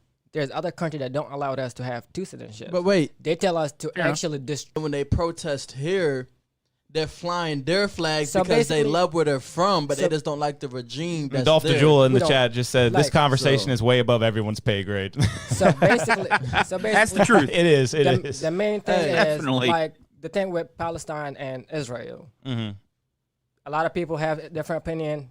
In my opinion, and not to cut you off, but I feel like that, and I just been just on it. I just on it. I feel like that's a very ignorant comment. Like it's like it kind of comes off like, you know, we're not smart enough or worthy enough to speak on our country. And if you feel like that, Earl, you feel like that, KP, that's on y'all because it seemed like y'all agreed. I just thought it was a funny comment. It is a funny comment, but I feel like it's also ignorant because it's not above our pay grade. These are things that need to be talked about, and we're on a public platform. Yeah, and I've always wanted to kind of do this kind of stuff on my show because honestly, I think about this stuff all the time. I think about illegal immigration all the time and the economy and stuff like that. So if we're gonna talk about Palestine and Israel, it's important. To me, I don't know if we can really get into Palestine and Israel tonight. I don't know if we really can. I got to cross my point of view. My point of view is there's kids that's getting killed in both. We love them both. Yeah. There's people that get killed because my country don't like your country. But I will say while I'm on this live, I don't want no smoke with the Jews. We love you, baby. Yeah, we love y'all to death. No. We love you, baby. We choose you Tony first. and Eastern Shore Undercover, both of us. Yep. Yeah. Let's check it on this Don't caller. leave me out. Let's check it on this Y'all caller. hate me anyway. Yo, caller, can you hear us? You're live on the show. Yes, can you hear me? Yep, loud and clear. Okay, great. So if I can just kind of chime into what Earl said with the whole flag situation. All right. I think really it's a culture thing, not a country thing. So we're thinking about it a little too hard. It's not the fact that we're sitting here worried about the flag. It's about the fact that we're still sitting here understanding where we came from, who we are. Yeah. So it's not even about the fact that we're coming from that country. It's about the traditions that still land within who we are as people. So don't get the two confused. You have to understand what it is. Well, I mean, have you seen some of these ICE protests? I mean, they hate the country. I've seen some ICE protests where they're making it very, very clear. They're here, but they hate the country. What do you think about people like that? I mean, some people burn the American flag during these ICE protests and stuff like that. Do you think someone like that should be treated well by the American government? To each his own with what they decide to do. I mean, I can't sit up here and say that they're wrong, that they're right. Personally, for me, you burn a flag, you're wrong, especially the American flag, because why are you here? Yep. But for your own flag, if you're burning your own personal flag, again, it's maybe like what Tony said, it's a mental thing because you're burning what you saw. You're burning the terrible memories. You're not burning anything else just but that. Mm-hmm. I think a lot of people just want to see these people come into the country and celebrate the country. I mean, we're all Americans, right? We all should be able to be under one flag and celebrate it and have fun together. I think that's what it boils down to for me. We do separate with y'all, but in the same sense, we don't want to forget where we came from. Oh, for sure. That's our problem. Definitely. Mm-hmm. We don't want to forget. That's the only thing that left for us. Yeah. Like the Haitian flag, the Mexican flag. Yeah. That's the only thing that we actually that's left for us because people want to be in position to be presidents and run the country wrong. So that's the only thing that left for us. Yeah. So when we come in here, the only reason we came in here because we know that y'all not gonna give us the racism that we're gonna face in other countries. We're like, oh, you're not like Dubai.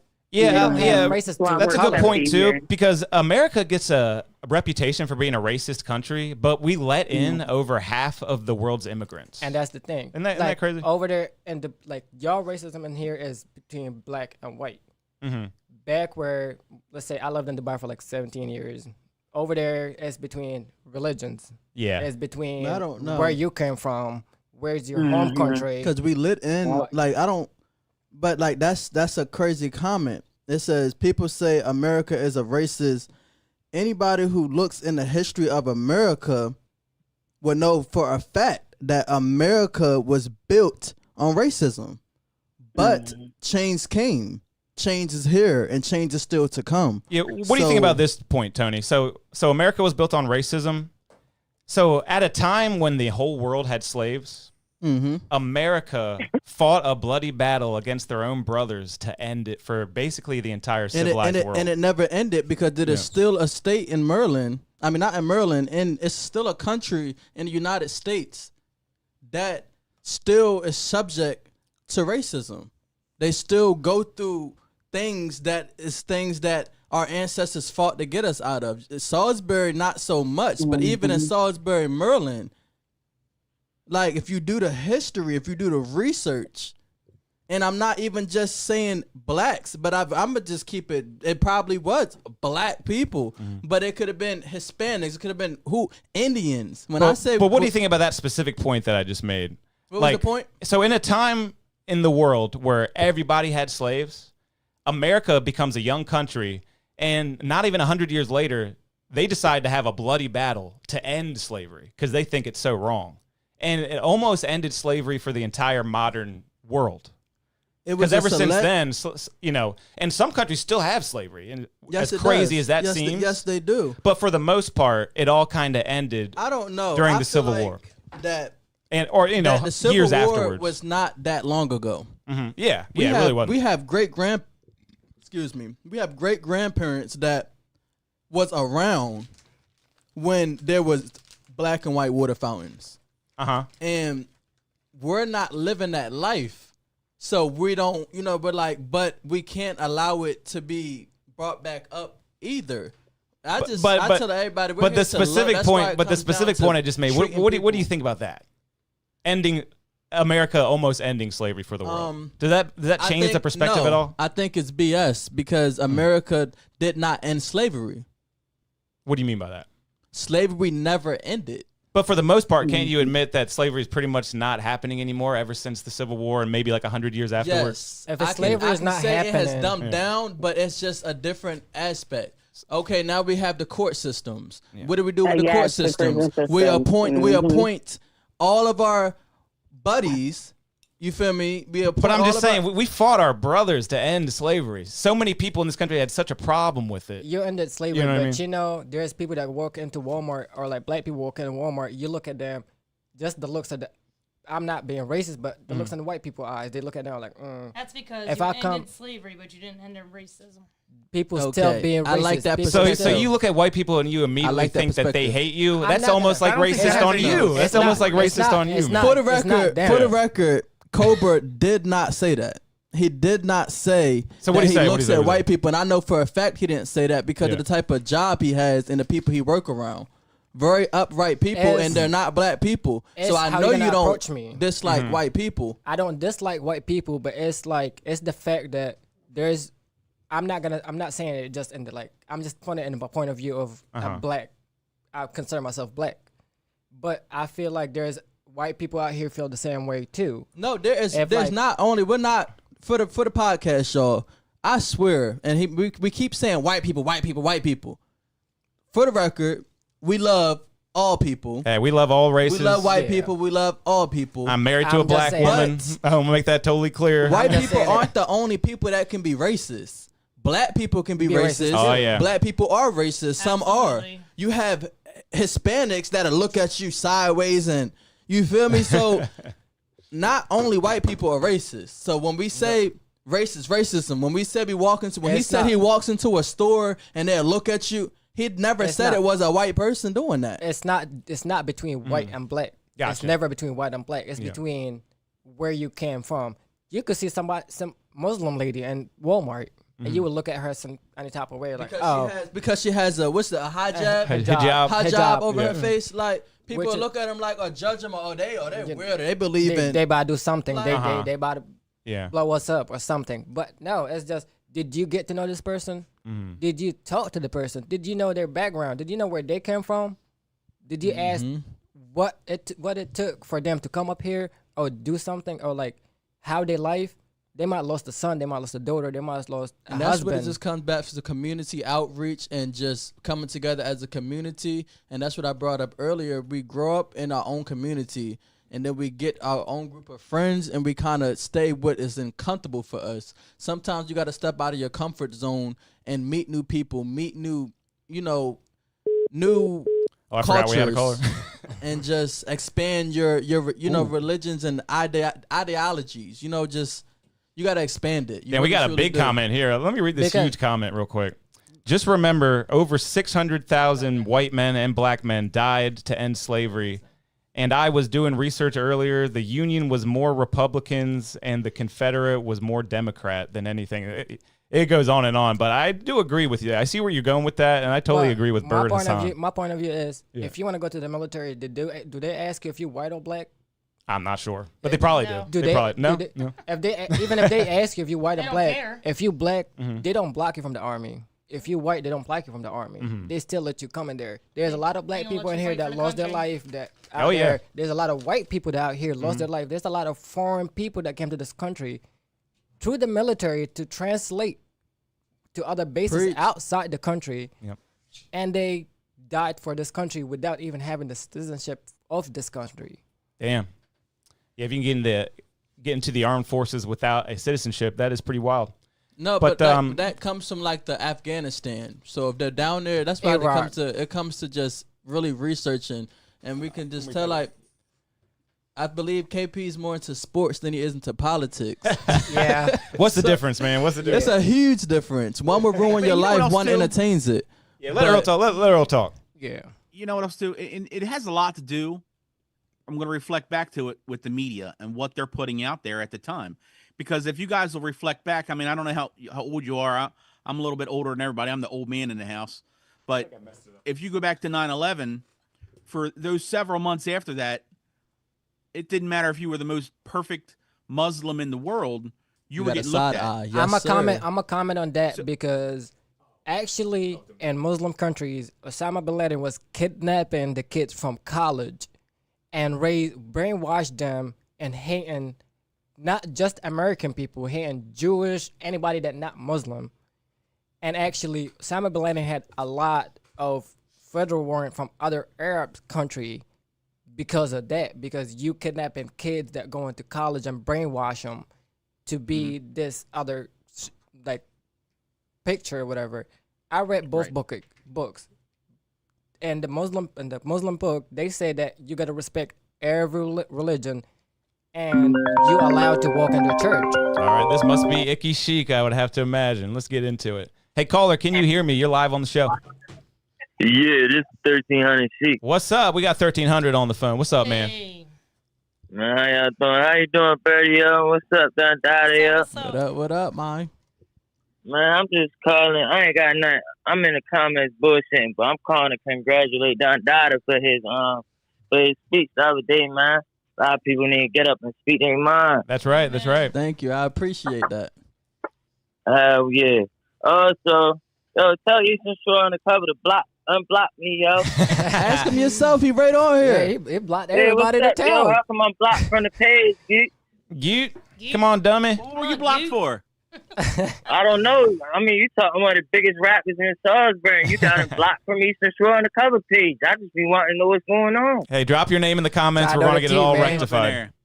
All right. Alhamdulillah. We got you. We got you. All right, guys, we've been doing this for about 90 minutes. I plan on going longer, but if anyone needs to leave, definitely feel free. You're not captive. And I'm about to get into some more news stuff. I want to get into the local stuff now. Yeah, that's what I was waiting for. Yeah. Let's do it. And man, we took a long racism tangent, which is amazing. I love these deep conversations. I really, truly do. Let me just say that. Oh, no. I love a lot of people. I love all y'all. Yeah. I love white, black, everybody. I love you, how you carry yourself. Yeah. If you come around me carrying yourself with exactly, respect, man. I'm going to love you. I mean, does skin color really make anyone mad? No, it doesn't. That's the problem. I mean? That's the problem. That's why I'm passionate. And because that's it why does. we're different. Yeah. God does. Not all people. Like you, no. Me, no. Yeah. Birdie, no. Cobra, no. Earl, no. God made us. People, other people, some people. Earl hates everybody. Judge somebody and I'm gonna based tell off them, of their skin color. And I'm gonna tell them that God made us different race, different color for a reason. Yeah. We all bleed the same. And we all great people. We all bleed blood, and we all go to the same ground when we die. All right, let's get into this story here. I like this one. This is a little different. Actually, it kind of has to do with race a little bit still, but let's just get into it anyway. Uh-oh. What do you think about Donald J. Trump blowing up these drug boats? Oh, okay. Have you seen this? This is a big topic right now. This is a big topic. There we go. So Donald Trump is not letting these drug boats off at all. When he sees them in the water, he's blowing them up. He's killing everybody on board, and he's not even asking any questions. Is if, and it's a big if, these boats are literally carrying drugs like heroin or fentanyl, cocaine, and they are actually really on the way to the United States, then I feel like he has every single absolute right in this world to blow them boats up. But there we go. Blow them up, Donnie. But I also feel like transparency is key. Prove to us, show us because I mean, he's showing us. He's the only president ever to declassify these types of videos. He's showing us, Tony. Yeah. We don't see no drugs. We don't see no routes. There's been many videos of them going into the boats and just barrels of drugs and stuff. That is false, KP. 100. Why do you have think a laptop right in front of you? Yeah. But you blowed up the boat. No, hold on.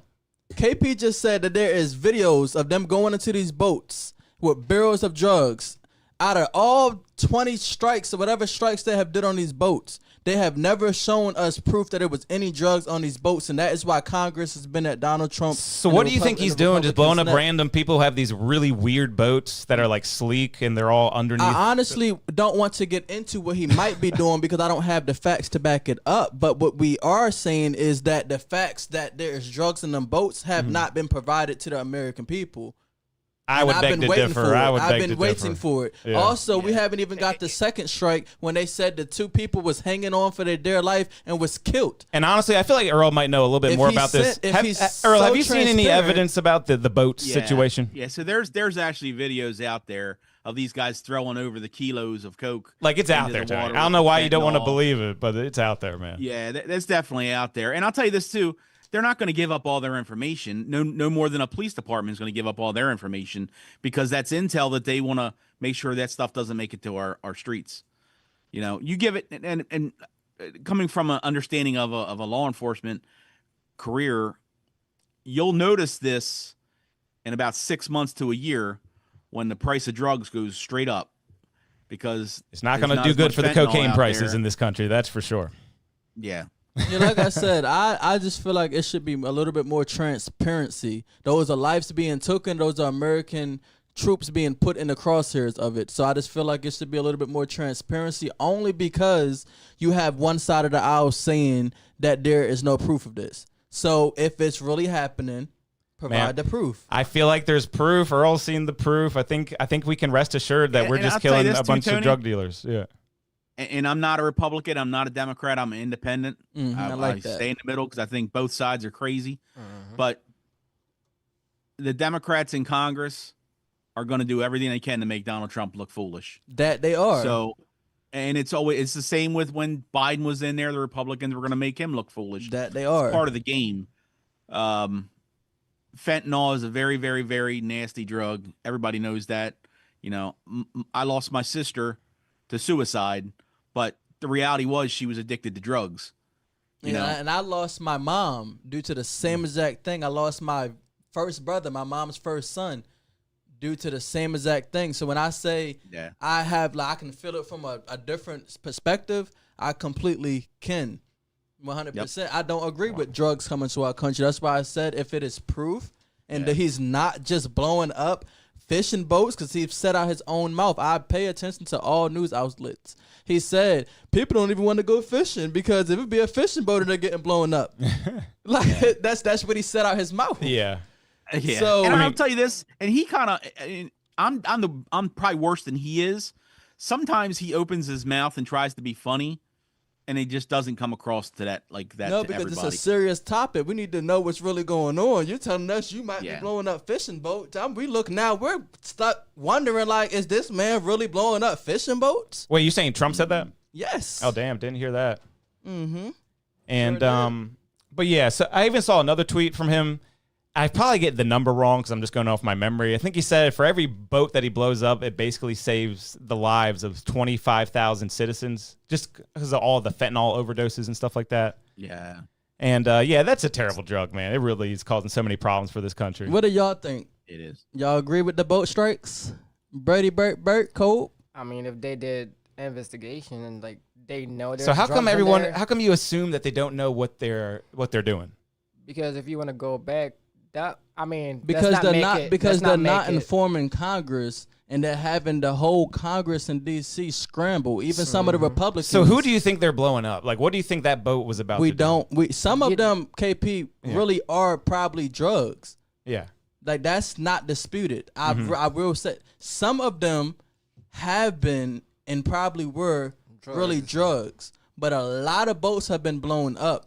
And it just kind of would make you sit back and think with like common sense. Back to the, or my bad, I want to cut you off. Do you think they were really, if these people are watching their boats being blown up, do you really think they're gonna keep taking and just keep? That's the thing. I don't think they are. I don't think they are, because that is what discipline does. It deters a behavior. You know what I mean? So that's what makes me think that. And look, everybody thinks they're going to get away with it. It's no different than a drug dealer in Salisbury. Everybody gets arrested eventually. You get caught. You know, when that first drug boat got blown up, the second guy said, it only happened one time. I'll just go this way. And then when that second drug boat got blown up, the third guy thought, you know what? It was only twice, and I could probably go a different way. And now that there's been like 3 or 4 drug boats blown up, there'll probably be less activity like that happening. Yeah, like I'm like a facts type of guy. Like this said, like if I was next to Donald Trump or a part of his administration and I was seeing firsthand proof, I would agree 100%. But that's good. That's the way you should be. Yeah. But Tony ain't sold, and that's totally fine. Yeah, it's totally but if it's not, it's like y'all need to calm it down. It's good. I mean, yeah, there's always 2 ways of thinking about something, and we keep each other on our toes, and it's a beautiful country, guys. It's a beautiful country. Let's get local, KP. What's up? All right, you ready for local? You're ready for local? All right, let's get off the... Okay, so the only really local shit I had is I figured we got to talk about Pep Pep. We got a lot going on, because even at the Pep Pep, we got to talk about Pep Pep. The kids, did you see the one with the kids? We talking about Chicago kids or no, local kids? In Salisbury. In Salisbury? Oh, they God. was getting flipped over, tackled, like it was. What context? Like a school or like? No, rumor has allegedly. We gotta say allegedly. Allegedly. Let the rumors fly, man. This is Studio 2 with DJ KP. Allegedly, these. Hold up, can I preface this with something? Yeah. He probably knows. So today I go into court. You all know I posted it earlier. We got to talk about that too. Yeah. There was a lot of police officers in there, and I walked about 10 feet, and they're like, "You're on that podcast tonight?" Oh, and I whoa. said, yes, at 9:00, and they're like, "Y'all talking about Salisbury?" And I'm like, definitely do. I'm there to talk about whatever we need to talk about. And I'd walk another 10 feet. You want to talk about that Salisbury stuff? Nice. Oh, Lord have mercy. Well, we waited way too long to do this then, I guess. Yeah. My bad, everybody. My bad, everybody. And they dare do. And I definitely want to talk about your court date today, Earl, because that was so fascinating to me. What should we do first? We could talk about Pep Pep. Let's do Pep Pep. Let's talk about local. Let's yeah. I don't want Tony cussing at me, so we're going with Tony. Let's burn Pep Pep You're up. cool, Earl. Trust right. me. Even before I came here, I even said, he's cool. Like I like how you stand on business. I love people that stand for what they believe in. Period. Yeah, 2 of my favorites. Tony's the man. Earl's the man. Okay, let's get into this. So recently, there was a citizen who got arrested, and it caused a big stir. I don't even know if he got arrested, but he got pulled over. He got for arrested. Sure got arrested. And he got arrested. falsely charged. Let's add this too. Okay, and for some reason, all the clips I had are kind of not working, but I do have his video still working. Let me see if I can refresh a few more of these. So while he's looking for that, I'll just sum it up for y'all. Basically, we had a man that lives in Salisbury. He's been a local. He's born and raised. And he was stopped by the police. He was stopped by the police because he ran a stop sign. But he ran a stop sign, I would say maybe 10 minutes prior to where he was actually stopped at. So that means they followed him all through the city and finally pulled him over due to a stop sign he ran miles back, like maybe a mile or 2 back. And when they stopped him, at first it was like maybe 2 police officers. Towards the ending of that stop, it ended up being about 5 to 6 police cars. I would say about 8 to 9 police officers for one black man and his 2 children, one African-American man and his 2 children. And this is not one of these segments where we're coming at police. We're not saying all police are wrong. We're not, but we're gonna call out what is wrong. That was a good setup. That was a good setup. So I got the video. Should we just watch the video? Yes, and I'll pause for comments and stuff. So this is the video. This is Pep Pep, truck driver. Can I interject before you do that real quick? Yep. And this isn't this video. I hope everybody here that's tuning in and that's here at the table and KP, everybody. keep in mind, this video picks up at a midway point. This isn't the beginning when he ran the stop sign. And people always bitch at me because I don't post videos on my page. The reason is because there's more to this incident than what you're seeing here. And I'm not defending anybody. I'm damn sure never going to defend Salisbury Police Department because they hate me much more than they hate Pep Pep. Trust me, they probably hate me too. Who knows? Who knows? But I don't want to cut you off. But you said that there is more to it. Could they post their body cam? It will be posted soon. It will be available, and that's the great part. And that's what I was going to say. The greatest thing that's happened to law enforcement is they now have these video cameras, and that shows the whole incident. And I'll give you an example about that, KP. I don't know if you guys watched it or not, but there was a young lady that complained about me posting her incident from Queen Anne's County. It was about 3 months ago, and she posted all these videos on her page. And I was like, there's got to be more to this. So I did the FOIA request, and I got the whole video. Wow. Well, it was totally different than what she made it out to be. Now, I'm not saying that Pep Pep did that. I'm not saying that at all. I don't know that guy. But from a law enforcement standpoint, it happens all the time. Giving you my opinion, when law enforcement, when they see somebody that they're familiar with, little radars go up on their ears, and they're like, there's, Johnny Jackass.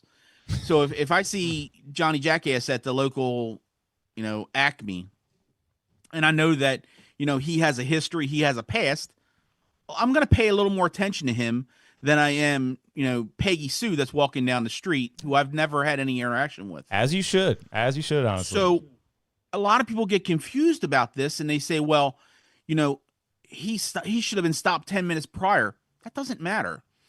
The stop doesn't matter. It's the fact of the matter is when it's safe for him to make that stop, and it's when he wants to make that stop. It doesn't have to happen right down and then. He can actually see the stop sign, run the stop sign, and wait 2 days and send him a citation in the mail. And I've done that before in the past. So a lot of people, I just don't want people to think, yes, and that perspective makes a lot of sense. And I can see and I can understand you're not taking away from any injustice that may have incurred during that traffic stop. You're just giving your perspective from being a retired police officer and things that you have done. And we appreciate you for that because it does bring a little bit more transparency into why that officer followed him before he stopped him, which, from what you just said, it could have been safety concerns where he ran the stop sign that was near Pemberton. They know Pemberton is pretty rough. So they stopped him in a brighter area and a safer area. That's a really good point. And can I tell you something else too? It's probably the reason, and I don't know this because I don't talk to many people from Salisbury Police Department. There's like 5 guys there that I associate with, and that's it. But most times when you get back, I think it was, I don't know, was it a Hummer or a Bronco? Did he have? I don't know what it was, but a Hummer. Okay, so they probably get behind the Hummer. He runs the stop sign. What I always used to do is I would get on a computer and I would run the tag. And unfortunately, it doesn't come back right away. It's like sometimes it'll take a little bit of time. Another good point. Couple minutes here. I'm not getting, and then I'm riding down somewhere and it's like there's kids running out. Well, I can't take my eyes off these kids trying to follow this guy and look at this screen to see who's riding that truck. Damn, that's a really fascinating perspective, man. It's so good to have you on the screen. Hold on. But to be fair, didn't Pep Up say that he hasn't been in trouble since 2011? Yes. So that's the only thing I like about that. The only thing I was saying that's so great because it gives us the perspective on why he was stopped. But then I want to get into, we X out when and how long it took to stop him. Great. That's completely understandable. The cop was not on the wrong for how long it took to stop him. I've been stopped way farther down the road from where I have committed traffic violations. And I got some good Tony videos pulled up for later. But I got sent them all. Look, I said, literally, Earl, I said, Tony put on a master class. I said, Earl is not going to want to go on no podcast with me because I said, when they see our name next to each other, I said, his followers are going to send him all these videos. I warned him, Tony. I warned him. Stuff about me. So can I tell you something about you, Tony? Yeah. Can I say one thing? Yes. So this was the funniest thing. I wasn't home when this happened. My wife was home. Maryland State Police posted your video. And it was like, everybody was like, oh, he's a great man. He's a great man. Well, you must have really pissed off some women in your lifetime because they started sending me the video of you on the dirt bike with Salisbury Police with the Department. female police officer. Yes. Wow. I'm not kidding when I say this. I probably got 100 videos sent But to me. let me add this. He ran into the same officer the next day at Dollar Tree, and he apologized and the way that he acted. Tony's a nice boy, man. And he was like, I should have acted the way that I act, and they in good terms. So yes, and that lady that stopped me during that stop. You know what's funny? I said, she's I don't know that lady. guy, but he made a lot of women mad. Yeah, but if we go back to let me just touch base real quick on that. So I've always said this, and I said this: if I really do decide to run for mayor in 2027, he just let it out the bag. We were talking about that earlier. It's about holding the police accountable. The mayor is in charge, has executive order, like when it comes to chiefs and things of this nature. They work for him. The chief is the head honcho when it comes to these officers. You need to hold. Not no more though. No. Who is There's it? a civilian review board. So like all basically those interviews go to the civilian review board. I look at it like that they need to be held accountable in how they treat people. Now I understand as men, as people in culture, the way we talk, the way we speak. But when you're doing a job, a profession, you should hold yourself to a certain standards. You got certain police, get on the fucking ground. Don't fucking move. Like, that's not how you talk to people. Okay, can I tell you something real quick? Can I say something? Yes. And this is I'll open this up, and anybody wants to get my personnel file, they're more than welcome to look at it. So there's times when you have to do that because you have to put an intimidation factor into that person so that they don't pull a gun on you and they don't try to square up with you. And I'll give you an example about that. It was in the middle of the winter. I was a canine officer in Ocean City, and there was a call for a burglary in progress, and that burglary in progress went into a home invasion. And it was off of 28th Street in Ocean City at the little trailer park. We were looking for a black male, about 18 to 20 years old, and he had on a red Chicago Bulls sweatshirt. Very detailed. The lady also gave out that he had a black handgun in his hand. And that's what when he went into her house, she was an elderly lady. That's what she remembered. She couldn't tell you anything about his hair. She couldn't tell you anything about his pants. The only thing she remembered was he had on a Chicago Bulls sweatshirt and the handgun. It was black. I got there with my dog and I did a track, and we went across from 28th Street. There used to be a Quiznos. I don't know if you guys remember that, but there used to be a Quiznos down there. My dog goes up to a car, and I can't see inside the car because it was dark out. It was like midnight. But I could see a red sweatshirt, and that's all I could see. And the kid popped his head up, and he was a black male. And I started yelling everything I could, show me your effing hands and everything else, because I want that guy, I want his complete and full attention. Because if he hops out of that car and I say, excuse me, will you please show me your hands? He's going to pop. And then my wife and kids are burying me the next day. Now that I can understand from a great perspective. That's why I say it's about training and policing. So what was it the guy, Earl? Was it the guy? So I'll give you a little more details about this. So the guy finally gets out of the car. He's got on a red Chicago Bulls sweatshirt. Got him. My dog, anybody that knew me, my dog didn't like anybody. He liked less people than I do. And we got him on the ground. We got him handcuffed. Long story short, we bring the lady over there, and she says, I'm not sure if that's him or not. Wow. Ma'am, he's got on a red Chicago Bulls sweatshirt. She set you up, man. His mother came in the police department and filed a complaint against me for cursing at her son. Oh, my God. My sergeant pulled me off the shift, came in, and said, I want you to go downstairs and apologize to her. And I said, I'll be damned if I'm apologizing to anybody for doing my job. Now, I said, that's the only. Go ahead, continue.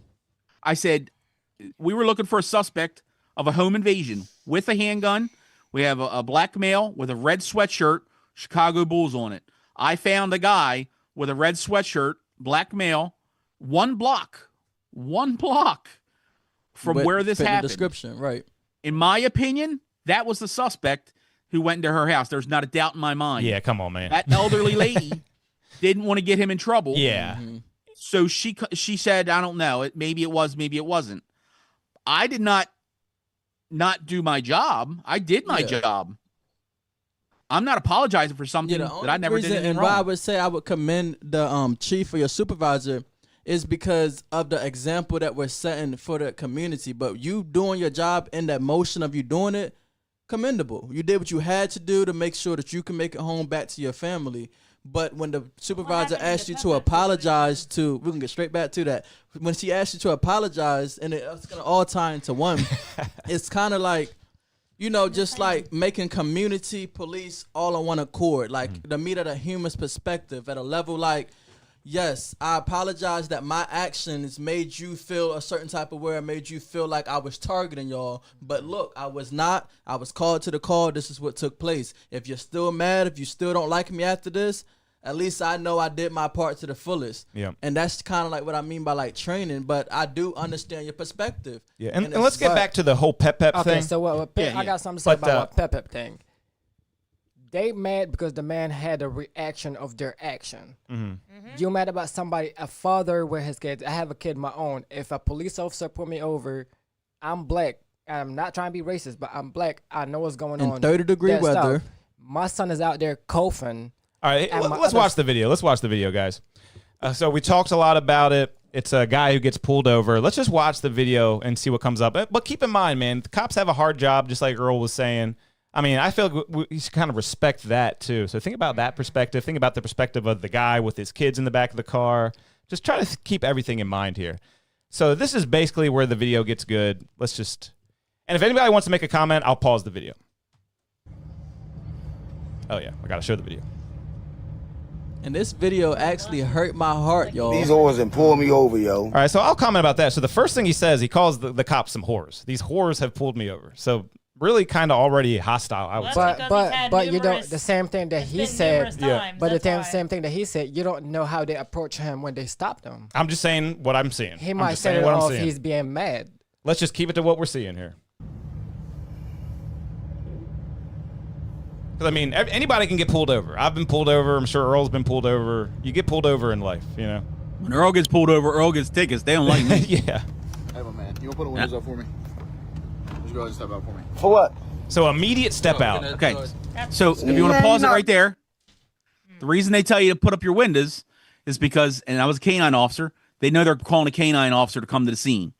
When that happens, you want the windows up so the odor is contained within the vehicle. Wow. What will happen is the cold air on the outside is going to pull that air out of them door seams. It's going to pull it out of the trunk. Really? And that's what the dog smells. Okay, so People don't realize that. So I went to criminal justice school, and I want to ask you, there is supposed to be a proper code for somebody to bring a canine officer? I mean, no, absolutely not. They don't have to have any reason at all. And it's part of the reason is a lot of people don't realize this. And some people, not saying you, and please don't take this as being disrespectful, but a lot of people get these false premonitions in their head. Well, they need probable cause to call for a dog. They need probable cause to get me out of the car. Pennsylvania versus Mims tells an officer that they can tell anybody to get out of the car for any reason as they feel they're in danger. And that is called true. If anybody wants to look this up, it's called Pennsylvania versus Mims, and the whole case will go over. I think everybody could agree this guy's pretty smart, but if an officer asks you to step out your car, regardless of what the problem is, anybody should know to get the hell out the car, because if you do not, they're gonna snatch they're gonna grab you out, Yeah. and you're gonna end up in handcuffs. So that's a no-brainer. Now in the dog situation, like you said, a lot of people do think that you have to have probable cause, but that, like you said, is not true. That's what a canine as long as you is don't for. delay the traffic stop. Yeah. It's like if it's permitting not, you don't delay the traffic stop. Okay, so you can't delay the traffic stop. So now, why he got pulled up? So as an ex-law enforcement, immediately would get out of the car. So as an ex-law enforcement, he started the live after if you he made got that stopped. stop and you see a father with both kids in the car, would you call a canine officer to the No. scene? Yeah, let's talk about that real Okay, quick. that's So the whole point. The video basically just began, and the cop, first thing, I'm pretty sure the first thing he says to him is step out the car. Yeah. What do you think about that, Earl? Do you think that was all I mean, upright there's and different good? officers. I've known both ways. There's some officers that just do that all the time. They feel more comfortable if you're out of the car. Me personally, when I was a cop, I wanted you in the car because I can at least, I felt a little more safe. You. Cool. I had more control of you, and I don't like I'm a fat guy. I don't like running. So if you run, I got to chase after you, and I'm not into that. You can't run in that car. Now that's another reason I got a dog, because if you start running, I'll send my damn dog after you, and we ain't got to worry about no running. Nice. But we got to get to the fact that you said If you would have made that stop, you would not call a canine officer if you seen a father with two kids in a car over a stop sign. Me personally, I'm not getting a 5-year-old kid out of the car in the cold, coughing. I can get, if that guy has drugs in the car today, he's going to have drugs in the car tomorrow, and I can get him tomorrow. That's just my personal opinion. That doesn't make it right. It doesn't make it wrong. But my personal opinion, I would not have got the kids out of the car. But that's just me. Different people do different things. Cool. So far in the video, he's immediately asked him to exit the vehicle, which Earl has let us know is totally legal and totally absolutely. But it's a little out of the ordinary. So let's continue from there. Definitely out of the ordinary because they don't do that to everybody. They don't do that to what they did was not illegal, but it definitely could have been a sense of harassment. And if it's not illegal, how is it harassment? Because this is how we break it down for it being harassment. Harassment is illegal. It's not nothing that a cop does is illegal. Just like nothing this president does in the United States is illegal because he's immune. Not that all cops are immune, but I'm just saying you said, well, how is it? Because they're a police. When they come, if they was to come, KP, punch you in your face, right? Yeah. Because they say that you're causing a disturbance. Or let's say they arrest you and they say you're resisting and they punch you on your nose and your nose is broke. Mm-hmm. That officer's not going to be charged with assault, KP. It's absolutely not true. Not true. Yeah. Like there's a lot of video camera. There's camera. Not true for Caucasians. Come on, guys. Like no. Now you're bringing the race into it. That has nothing to do with it. Bring the race, but I'm just saying. Look, let me tell you another story. Let me tell you another story, and you can look this up too. It's in my personnel file. Earl Campbell's been arrested for punching a cop in the face. Damn. It's Where's out the video? There. Where's the video? Baltimore County in 1990. When was it? Spring. 99? 1995. 1995. How old were you? My wife's little brother got into a fight. I went down there to break it up. I got there. There was a whole bunch of guys there. And I was way outnumbered. It was me and a buddy of mine. And we were fighting. And when you're fighting, look, if somebody comes up and grabs you from behind and doesn't identify themselves, you turn around and decked him. Shame on you. And I did. And I went to jail for it. I spent the night in jail. It was Memorial Day weekend. Damn, bro. At this time, was you an officer or no? No. How old were you? It delayed me in being an officer. I was like 20, 21. Damn. You probably had some strength. So I went to jail. My buddy went to jail with me because he tried to fight the cop after the cop beat me up. God damn. And that has nothing to do with my color. I mean, he was a white guy. I was a white guy. And the guy I was chasing after was a white guy. White on white violence, man. He should have gone to jail because he didn't really look into the case of what was happening. The guy I was fighting allegedly had a gun. And that's why I was going on him hands on, so he couldn't pull the gun out. My wife was pregnant at the time. So I'm not proud of it, but it happened. Damn. And bro. I took, you know what? I went to court and I took the consequences for it. You know what? I'm responsible for my actions. I apologize when I got to court. I was wrong for what I did. I got probation. I had to wait my time and get it cleared off my record, and then I became a cop. That's wild, man. So thanks for sharing that. That's crazy. But cops are not always held accountable. Just like these boys that was just recently slammed on their neck and their head recently. I don't know what they did, but I'm pretty sure. Right, that's it right there, though. Tony, that's what I'm saying. Right. You don't know what they did. What if they said I got a gun? I would say they need to stop hiring people. But I don't know. But I understand what you're saying. But I'm just saying, like, I would never shy away from the truth. You can always. It's a Tony, fine line. I'm never, ever, ever going to defend Salisbury Police Department. I don't know those guys. It's not just I don't know who was involved in that incident. But what people get. It's not an easy job. It's not just you leave every day. You go to work, not knowing if you're going to come home. And a lot of people don't give you an ounce of respect nowadays, man. But it's the same thing. If you're worried about you're not going to go home to your family, these people got family home that get traffic stopped. That they wish that they're trying to go back to. And it's not just Salisbury Police. So are you not allowed to get pulled over when your family's in the car? It's not allowed. They need to stop. They need to stop hiring people that got bullied in high school and they got power. No. Let's use Tony as an example. Let's use Tony as an example. You did not want to use this man. If you look at the Maryland State Police traffic stop, Tony was the perfect traffic stop. He respected the officer, and I don't know if did he give you a ticket or did he give you a warning? He gave me a warning. Look at that. Mm-hmm. Exactly. But because you conducted yourself with respect. Yeah. You were very kind to him. You showed him respect, and he showed you respect. But they want to go with me that respect go both ways. If the officer it does, but hold on. Let me finish. But if Tony would have turned that traffic stop into a different direction, and Tony would have said like, "What the hell you want to do this for?" Blah blah blah blah. That cop, I can assure you, would have given him a citation. Oh yeah. Now, Mr. Earl, but I will tell you something just about myself. That's how I normally conduct myself. I love people. I love showing love and all of that. I'm very respectful. Now, I can tell you're a nice guy. You seen my other police stop with the. You seen how that went. I did.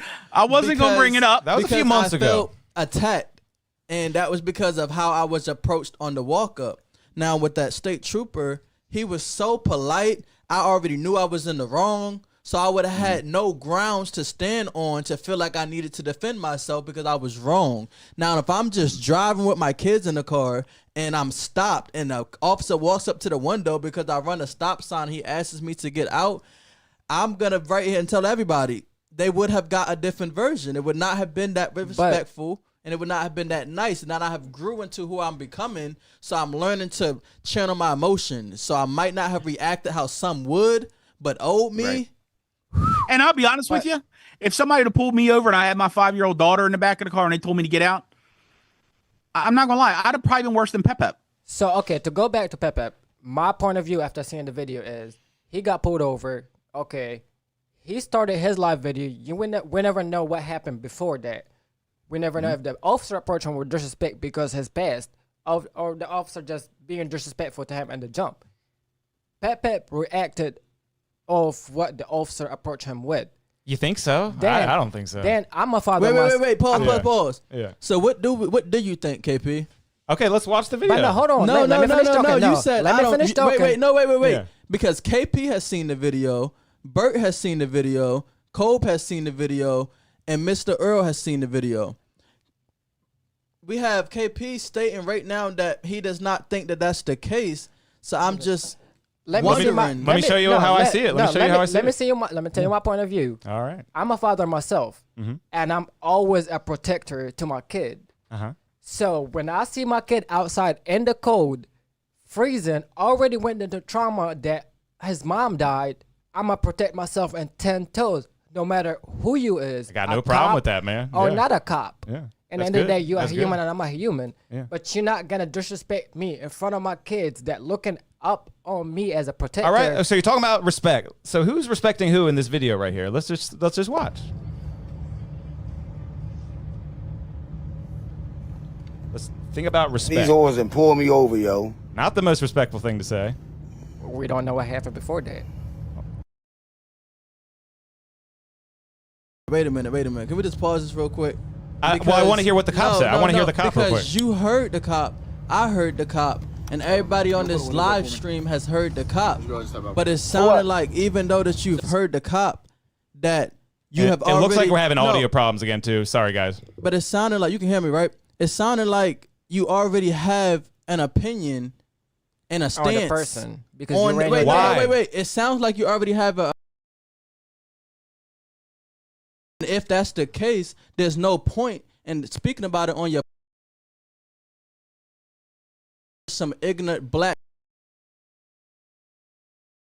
Think for me if you want to, but I'm literally just reacting to a video. We asked you. Look at it this way. Look at it this way. If they had found stuff in this man's car, would he be charged with disorderly conduct? Guys, we haven't even gotten 10 seconds into the video. But we all have seen the video. I haven't seen it. I want to see it. And I'm just calling it how I see it. All right. So he said, I got some whores pulling me over, and now let's hear how the cop sounds. Like, I'm just trying to detect disrespect. You want to put the windows up for me? Hey, man, you want to pull the windows up for me? For what? Will you step out? Step out. We're going to do it. So, like, where's the disrespect? The disrespect was walking up to him, asking him to step out the damn car. Okay, yeah, and that's what... There's more to this video. There's more to the traffic stop. Yeah. Right. Let's play the video. Okay, go ahead. But I'm just saying, I don't see a whole lot of disrespect coming from the officer, if I'm being totally honest. He came up, he said, can you step out of the vehicle? Yeah. He asked him, for what? continue the video, and you will hear. So how should the cop speak, you think? I agree with KP. I don't think it was rude at all. I mean, he's just speaking. It's just a man talking. Can you In please the get out? beginning, Can you I'm not please get out saying there? that is the cop is not being disrespectful. We all have seen the video. Towards the middle to end of this video, transpire that did not have to transpire like that. Was Pep Up upset? Was he, you feel me, elevated and being loud? Yes, he was. You feel me? Should he have maybe acted like that at his age? Maybe he should not have. But no, he anybody should act this way can because- agree. You cannot tell somebody how to react to disrespect. Every action got a reaction. Mm-hmm. You approach me with is the way that I'm gonna approach you. Cool. I mean, I think we're getting really hung up. Like, I'm just reacting to a few things that. Come on, we're ready. I'm reacting.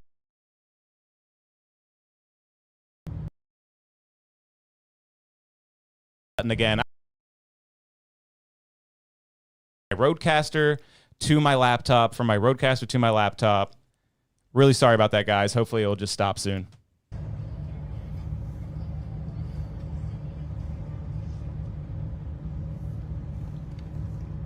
These whores and pull me over, yo. I went back a little further than I thought.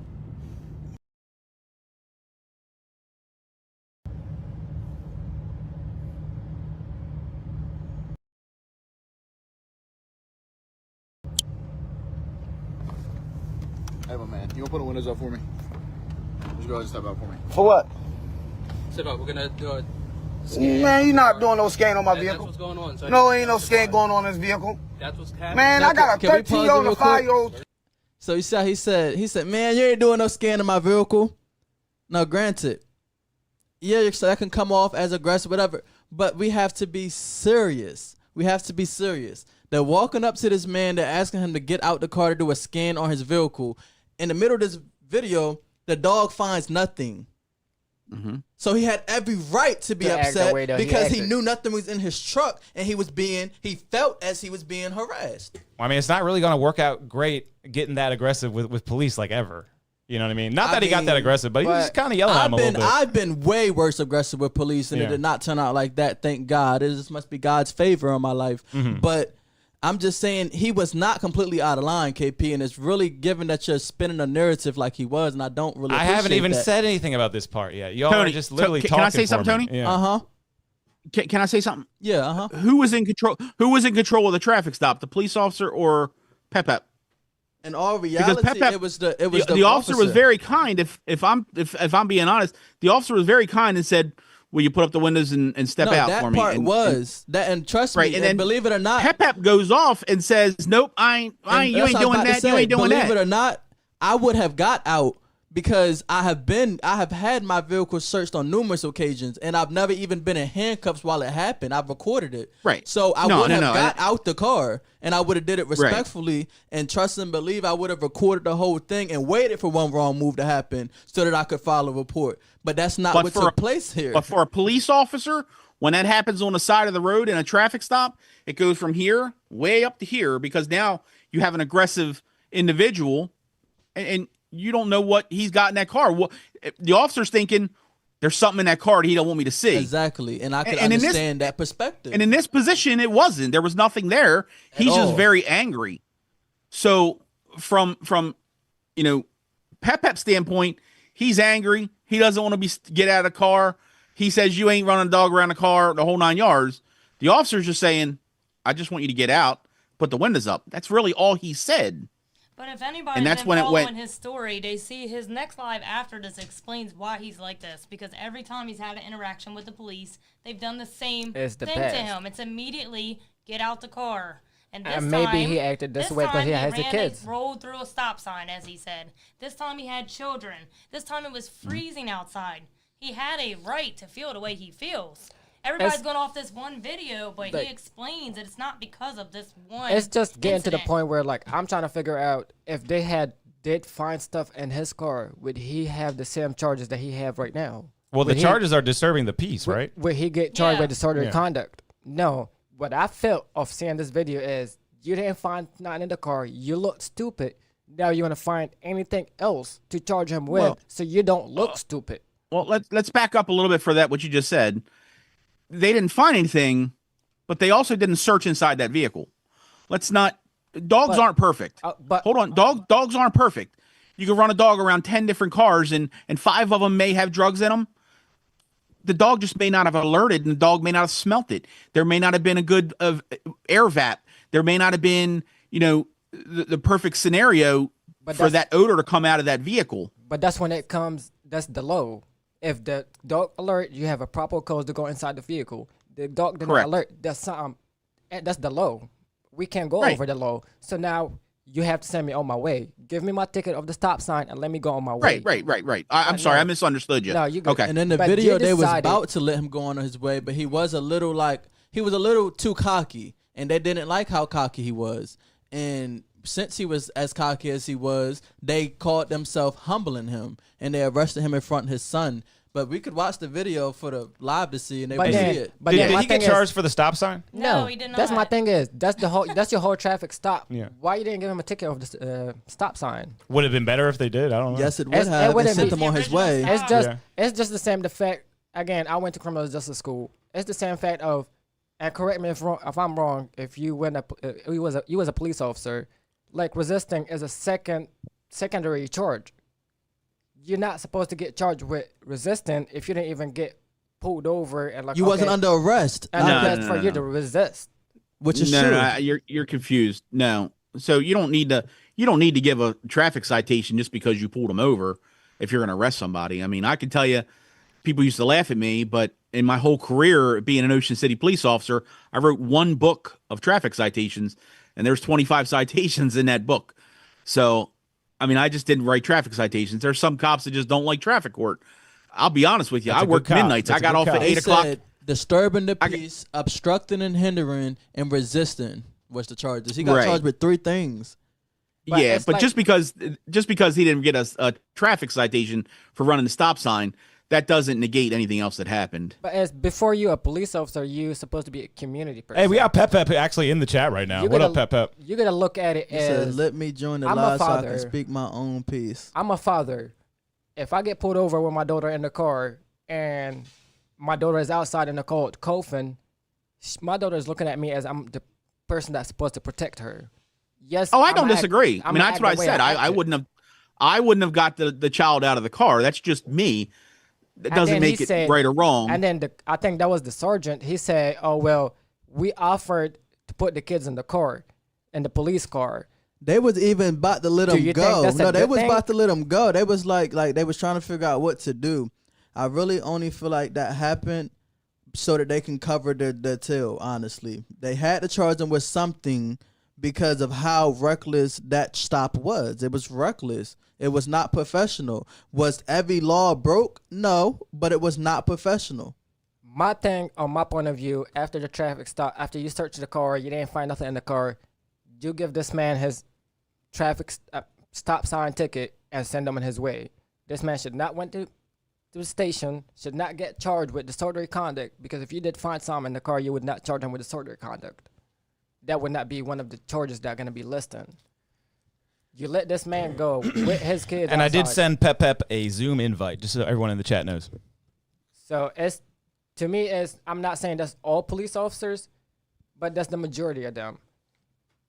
You gotta understand. I'm gonna bring race up. They said if you put the number up there, he might could call in. Or he can call in if you. That might be better for him. He might not have Zoom.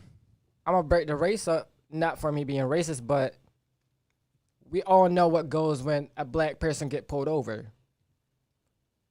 Wait, but pause. Because you're saying that we all know, but do we all know? But from my perspective, not every black person that gets pulled over. I could be real.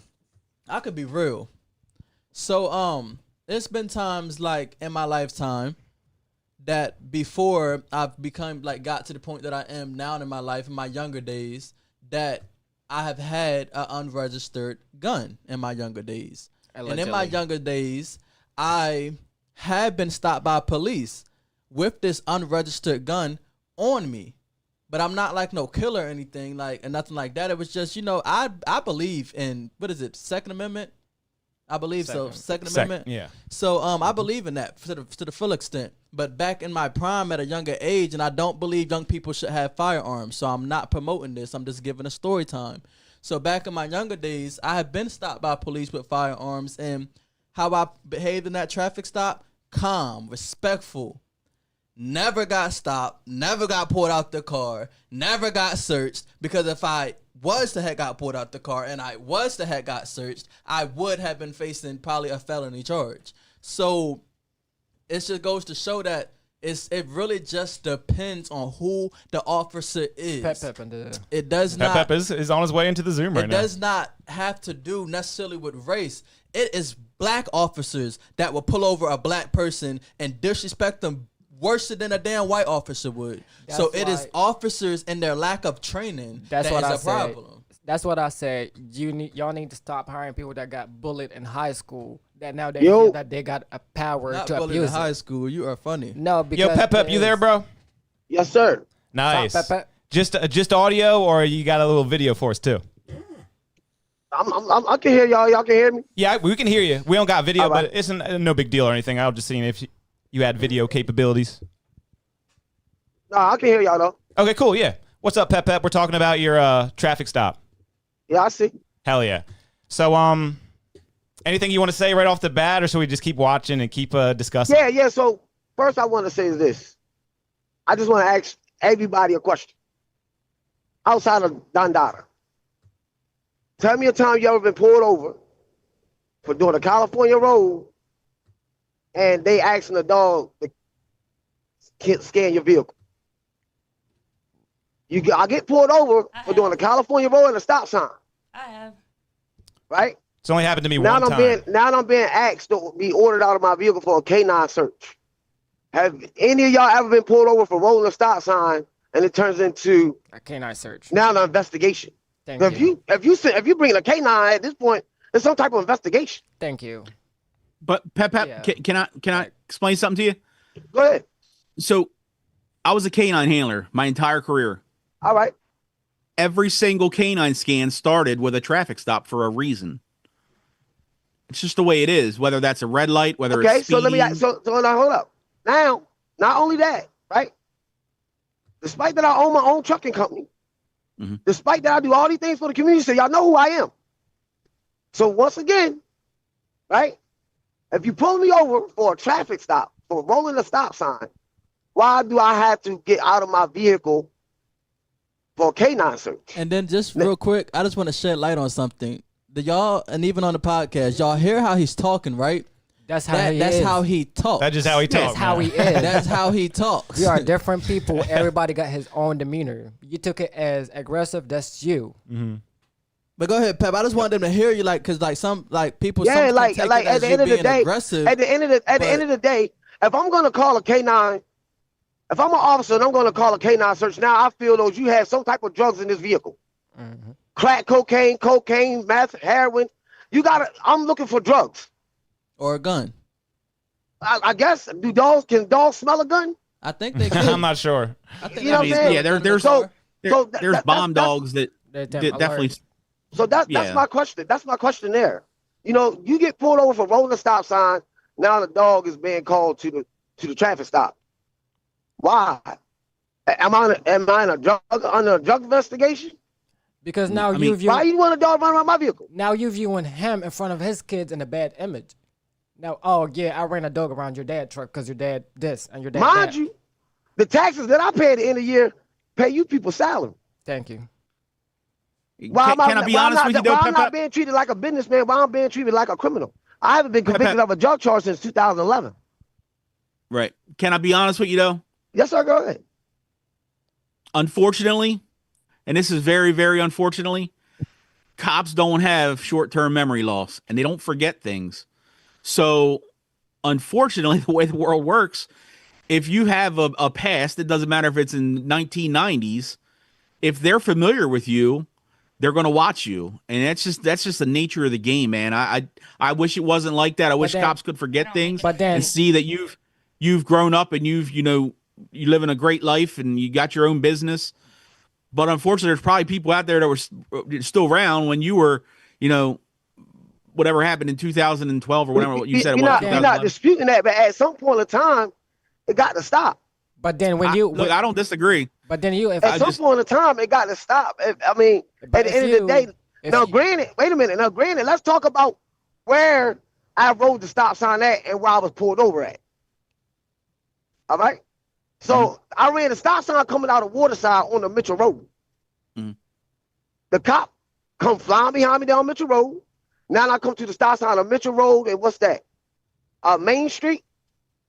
Yeah, it looked like you're right there on Main Street. Right there in front of the VFW. Right there in front of the VFW. That's the stop sign right there. Yeah, let Earl. I sat there for approximately 60 seconds, right? Waiting for this guy. Gave him time to run the tag. Gave him time to hit the lights. He didn't. I make the right turn. I come to the next stop sign. What's that? Main Street and Delaware Avenue by Sandy's One Stop. I sat there for approximately 40 seconds. Gave him ample time to hit the lights. If you pulling me over for rolling the stop sign coming out of Waterside, and it's actually cool that you mentioned that, because we were talking about that exact point a little bit earlier. And Earl, who is a former police officer, he was just saying how sometimes the cop is looking up your plates on their little computer, and the internet sucks sometimes. I sat at the stop sign, the first stop sign, long enough for that man to run the tags and hit the lights. So yeah, and I'll give you another reason. No, I'll give you another explanation, Pep. So there's many times, and if you guys go back and listen to radio transmissions from whenever, there's times when a canine dog isn't available in that area. So what a cop will do is he'll notice you made a violation. He'll just follow you, hoping to get the dog there in time. But the question is, what is the dog coming for? That's where y'all keep losing me at. I mean, I'll be honest because if I roll the stop sign, just let me say this real quick. If I roll the stop, if I'm an officer and somebody rolled a stop sign, right? I'm not even looking for a canine to come. When I approach that vehicle, now I want to see if this person been drinking. Yep, at that late at night too. Right, I want to see if this person been drinking. Yeah, and I see there's two perspectives here. Your perspective, Pep, is from an injustice side. You feel like you was targeted and harassed and pointed out. And then we have a former cop on here, and he's just basically pointing out what was done illegal and what wasn't. And what he's trying to say is that the cop following you and waiting to pull you over, he's saying that cops are allowed to do that. He's also saying the law, as far as with the dog, he's saying that it's up to their discretion on when and where they want to bring the dog out at. But we get it. They should have never. They know who you are. They know you don't sell drugs. Once again, and it should have never absolutely. been. You feel me? That with and you. It goes left because you ordering me, a 5-year-old and a 13-year-old out of a vehicle so you can run a dog, a canine. And Eastern Shore Undercover, out of his own voice, a former police officer said his own. He said it's up to the cop's discretion, but he said him personally, as a former cop, would not have done that. So yeah, and I'll tell you this, Pep, and I'm not saying this is the case. Please don't mistake me. I don't want this to come across. Not at all. We having a conversation. We all men. This is awesome. Maybe I don't know if you've pissed anybody off in the last couple weeks. Maybe somebody called and said, "Hey, this guy's got a kilo of coke in his car," just to mess with you because they don't like you. The cops got to follow up on that, and they got to take that serious. So they may be like, "Oh, I see Pep. Yo, you got a dog in the area?"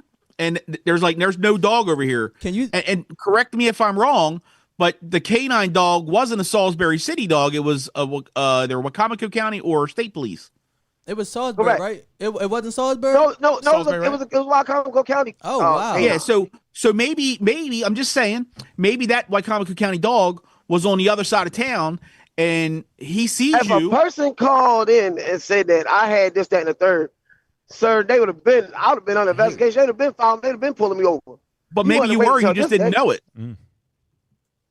Possibly. It's a slight possibility. It's a slight possibility. Just playing devil's advocate. Like I said, I don't know. I mean, yeah. I mean, granted. I mean, you can look at it in all directions. You know what I mean? But granted, I doubt that somebody will make that call because anybody in their right state of mind know how I move. For one, I'm going Monday through Friday, if not Monday through Saturday on the truck. So I'm only home 48, maybe 72 hours tops. Right. And I'm going right back on the road. I'm barely home. Like I see my kids 48 hours, 72 hours, and I'm going right back on the road. Mm-hmm. I'm not in town long enough but I mean, to each his own. Let's get back to the video. So you keep it rolling? So, because I want to clear up what y'all didn't see or what made me start recording. Yes, thank you. That's right. Yeah. That's what I want to clear up. So, when I get to the second stop sign, I gave him ample time, like I said, to hit the lights, continue to run the tag, right? That don't take long to run a tag. You're an ex-police officer, you know it don't take long to run a tag. Sometimes it All does. right? Especially with the scanners on top of vehicles now. We talk about me, a vehicle that y'all. I have 5 other videos in my phone where they pulling over the same vehicle. Wow. Right. Not Wycomico County, not MSP, SPD. So once again, y'all know this vehicle. Y'all know who's driving this vehicle. I got 4 or 5 other videos that I'm willing to send to your inbox. That every time they pull me over, I'm asked to get out the vehicle for a canine search. The dog never alert. And this the thing. The dog never alert. Hey, is it getting to the point where you're recognizing the officers? Yeah. Really? You see when they come out, and I'm like, bro, tell these motherfuckers who the fuck I am. Mm-hmm. So now, mind you, this officer that's pulling me over this night obviously don't know me. I don't know him. Okay. Granted, this is the stuff that kind of blew me. Mm-hmm. Because then the sergeant goes, because when they get me back to the police station, I asked the sergeant, why did he take forever to pull me over? He didn't pull me over until North Division Street. That's quite a ways from West Main.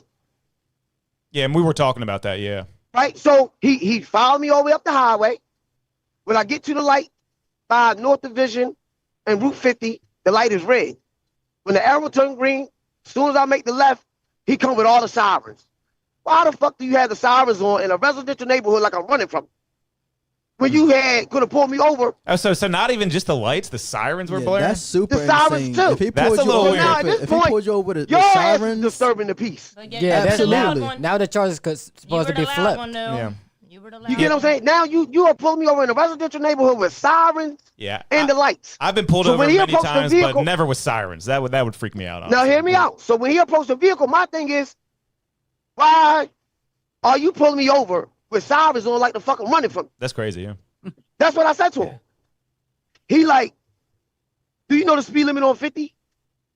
The fuck the speed limit gotta do with right now? Then he goes, well, you rode the stop sign coming out of the apartments. So you pulled me over for rolling the stop sign because I said the speed limit was 40. I was doing 45. What's the issue? And real quick, he said the speed limit is 35. I don't mean to cut you off, but are you saying this happened before your live video? This is before the live video. So how's that possible? So the cop had already spoken to you, went back to the car, then you pulled out the his phone? license and registration. Oh, okay. Yeah, because cool. When he came to the car, I asked him, why is he pulling me over? Gotcha. With the lights and the sirens on. See, yeah, because I figured that was the first time you spoke to that cop that day. No. That wasn't the first. No, we already encountered. Gotcha. What made me record is because when I started recording, that man hadn't been gone from my car, not even a good 60 seconds. Like, soon as he walked away is when I started recording. Wow. But as soon as he walked away, 2 other cops pulled up as well. That's what made me start recording. If no other cop had pulled up, I wouldn't start recording. So he already had cops coming, obviously, to the traffic stop. Wow. Yeah, thank you. Yeah, you can keep going. So from there, I asked him, why are you pulling me over with sirens? Granted, now at this point, you're disturbing the peace. You're pulling me over in a residential neighborhood with sirens and lights on. So if I'm inside my house and I hear sirens and I'm seeing lights, I'm going to look out the window, right? Oh, yeah. You got the whole neighborhood That's watching you, I'm anybody. sure. You gonna look out the window. Were people coming out of their houses? Well, I guess it was like a place with no houses, but yeah. Well, no, it's right there by that church. Oh, okay. That big church right there on North Division. So if you got the courthouse on North Division too, downtown park. Oh, So yeah. As soon as you come across that light, as soon as you come around that little curve, I pulled over right there in front of that church. Yeah, on and the you right, got right and you there. got those apartments too. I'm sure the curtains were all starting to come open. And right, so and he got the sirens on, making all this noise. I pulled over immediately. I've been waiting for you to pull me over on Mitchell Road. Right? So when he come to the car, I said, why are you pulling me over with lights and sirens like I'm running from you? Then he asked about the speed limit on 50. Dude, then he tried to say I was doing 55. How the fuck would I be doing 55? You behind me the whole time. When in all reality, I know the speed limit is at least 40. Walked up to you, asked for your license registration, told you why he was stopping you, and walked the fuck away. Did what he had to do, came back, and it would have been a simple stop. So he goes, from there he goes, why are you upset? I said I'm upset because of the simple fact you're pulling me over with sirens on when I clearly ran a stop sign back there. Mind you, I already basically confirmed that I rode the stop sign. That's the only thing you could have been pulling me over for was rolling the stop sign. Anything after that, I did correct. I'm just upset now that you got these sirens on. Yeah. So from there, I proceeded to light a cigarette. They went on it. When I got to the police station, they said lighting a cigarette with signs of nervousness. The reason why they called a canine. Really? but like that's really a police excuse. They do. That is a myth in police world. Like the sergeant came in. I asked the sergeant. The sergeant said he was watching the dash cam. I said I stopped at both stop signs and gave him plenty of time to pull the car over. He said, yes, you did. I said, both stop signs. He said, you did. I said, why didn't you pull me over? The sergeant said right then, because by the time then, he was just monitoring your driving to see if you've been drinking. Granted, cool, fine. If he had pulled me over and said, sir, I pulled you over for rolling that stop sign. Have you been drinking tonight? I would have said no. If he came to my car and said, sir, can you step out? I want to do a field sobriety test to see if you've been drinking. I would have never argued with the cop. But to tell me to step out so you can run a dog, now I know what you're looking for. I know what you're trying to do. I know the lifestyle that I live. So damn right, I'm gonna exercise every motherfucking right. Yep. If I had anything illegal in the car, you think I'm gonna put up an argument? Hell no. It could be yes sir, no sir. I'm sorry, my apologies. I'm gonna be in compliance. I just gave him a story time that happened with me when I actually was in a predicament like that, and I got away with and it. Hey, granted, I want nothing cocky about the whole situation. I heard Don Dada say I was a little too cocky. The reason why they locked me up. The point of the fact when basically the dog ran around the car and it didn't alert at all. At that point in time, you was like, "Now take him off." Yup. So, like it was. I don't remember exactly how it went. For one, yeah, because I shouldn't even been in handcuffs. Which is a fact. That's a fact. When they forcibly removed me out the vehicle, I said, "Why are you arresting me?" He said, "You being detained." If it's 5-6 police officers, I'm the only adult. There's 2 juveniles in the car. Why do I have to be in handcuffs? I said the same thing. They the one that got the guns, not him. Yeah. And hey, Pep, I'm just curious real quick. Detained. Do you have any regrets at all from that night? No. Nothing. Just curious. No, I don't have no regrets for that night because at the end of the day, once you see that I have a 5-year-old in here, because he asked me to roll my windows down. I said, what I need to roll my windows down for? You don't need to know what's going on in my vehicle.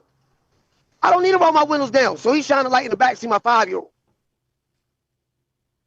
At the end of the day, technically, I only need to roll the window down enough to hand you my license registration so we can have a communication. Mm-hmm. I don't have to roll my windows all the way down for you to look through my vehicle until you have proper calls. Hey, Pat. I don't know who the hell Tariq St. Patrick is, but if this is my live video, I would have blocked that whole ass. What's he saying? You better be lucky we got Eastern Shore Undercover on here because I would tell you something. Tariq St. Patrick, that's my favorite show. That's Ghost. What? Hey. Guest. On Power. Oh, okay, I don't know. Yeah, Power, that's it, yeah. Mm-hmm. But yeah, my wife's sitting there laughing at me. That bygone be a bygone because I keep seeing this guy type my name. I done seen Tony come from his fingers about 30 times. Like, yeah, he's talking about Are you cool, bud? Like, be cool. Peace and positivity. Much love. And Pep, while I got you here, so my reaction to your video when I first saw it just now, I felt like you might have been getting a little disrespectful with the officer. What do you think about that? They got disrespectful with me first. Thank you. Respect go to both ways. Cool. I felt like you disrespected me by telling me for me and my kids to get out of a car. Now, granted, not turning this thing into a race thing. But Kevin, have you ever been pulled over for a simple traffic violation and you and your kids were asked to get out of the vehicle for a canine search? And let's just be clear. And I'm not saying because you're white and I'm black. I'm just curious to know. It's all good, man. I love talking about these types of conversations. And yeah, I've been pulled over many times, and the only time I ever was asked to exit the vehicle, my friends were selling drugs. I mean, Now, mind you, I'm the same guy. So it happened one time to me, but it was totally justified. Yeah. Now, mind you, I'm the same guy who throws the biggest community block party every year. I'm the same guy who goes to every police station in Salisbury, invite them to the block party, and they still don't come. You invite who? The police. Oh, wow. That's cool, man. Damn. Every year. I go to SPD, invite them. I go to MSP, invite them. Go to Wycomico County Sheriff Office, invite them. Yeah, and I tell every year, and y'all still don't come. Y'all don't support. Y'all don't show up. Y'all have my cell phone number. I'll give y'all my cell phone number.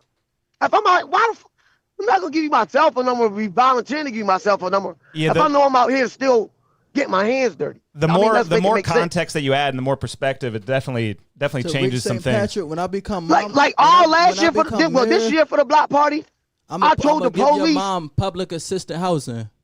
And he's talking to Tariq. I told the police on my Facebook page this year for my block party. I remember I put up the TikTok video where the police hit the horn, the person got to run. I said, won't y'all come out to the community block party and interact with the community with this? So you really are having like a dialogue with the cops. And how many times do you think they've pulled you over recently? I haven't been since this time right here. I haven't been pulled over since last year. Yeah, but that's pretty recent. For my little brother when my little brother was on the run. How many pullovers in the past 2 years? With SPD, about 3. That's kind of a lot. It's kind of a lot. Yeah.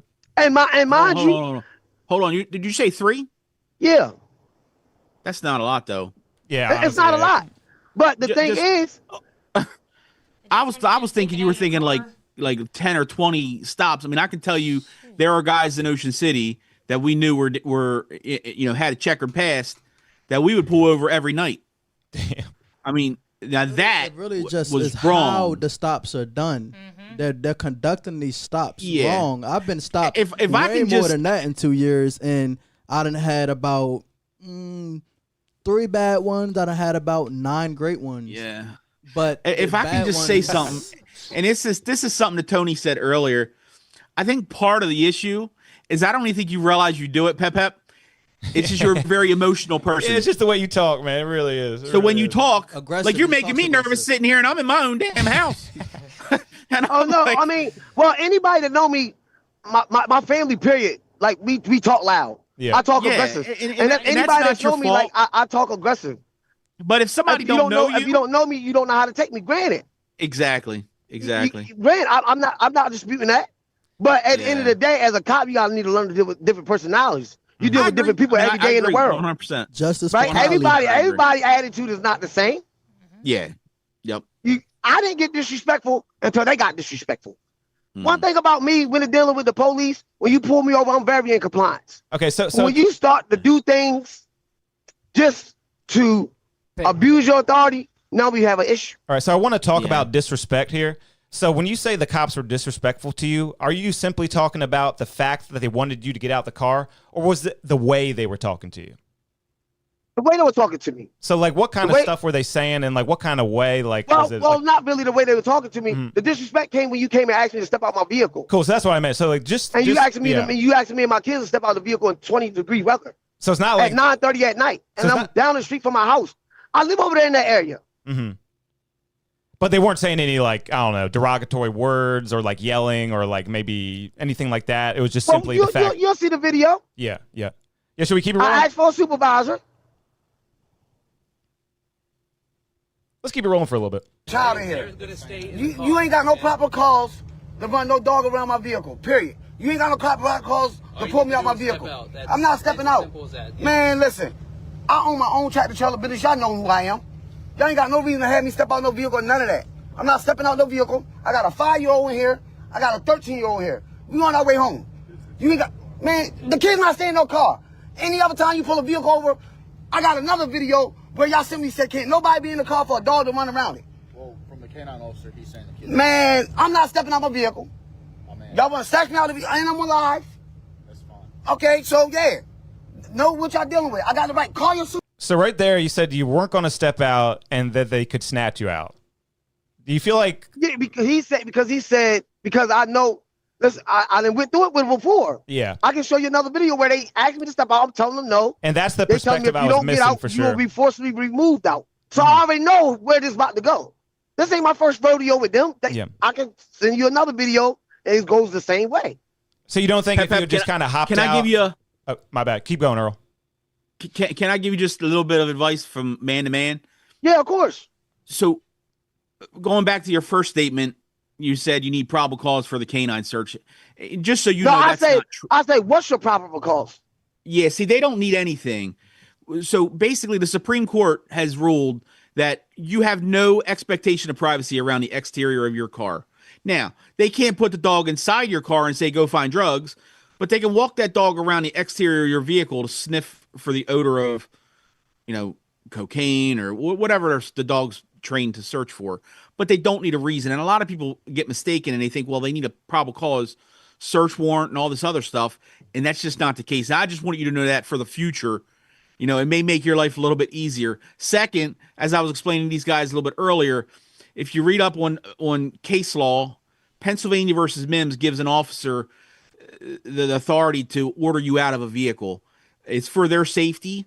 They don't have to have a reason, really. They just order you out of the vehicle. Some cops do it. Some cops don't. I was explaining to them. I never did it because I wanted everybody inside the vehicle, so I had a little more control over the traffic stop. But I just wanted you to know that for the future may make your life a little bit easier, knowing those laws. And that's what I would research, for the future. And granted, Earl, I'm not disputing that. You feel what I'm saying? But at the same time, I just feel like because of who I am, because of my track record, is the reason why I'm being ordered to step out my vehicle. Mind you. Oh, absolutely. I agree with you 100%. And mind you, I've been a black successful business owner for the last 4 years, almost 4.5 years. Some things just gotta stop. I agree.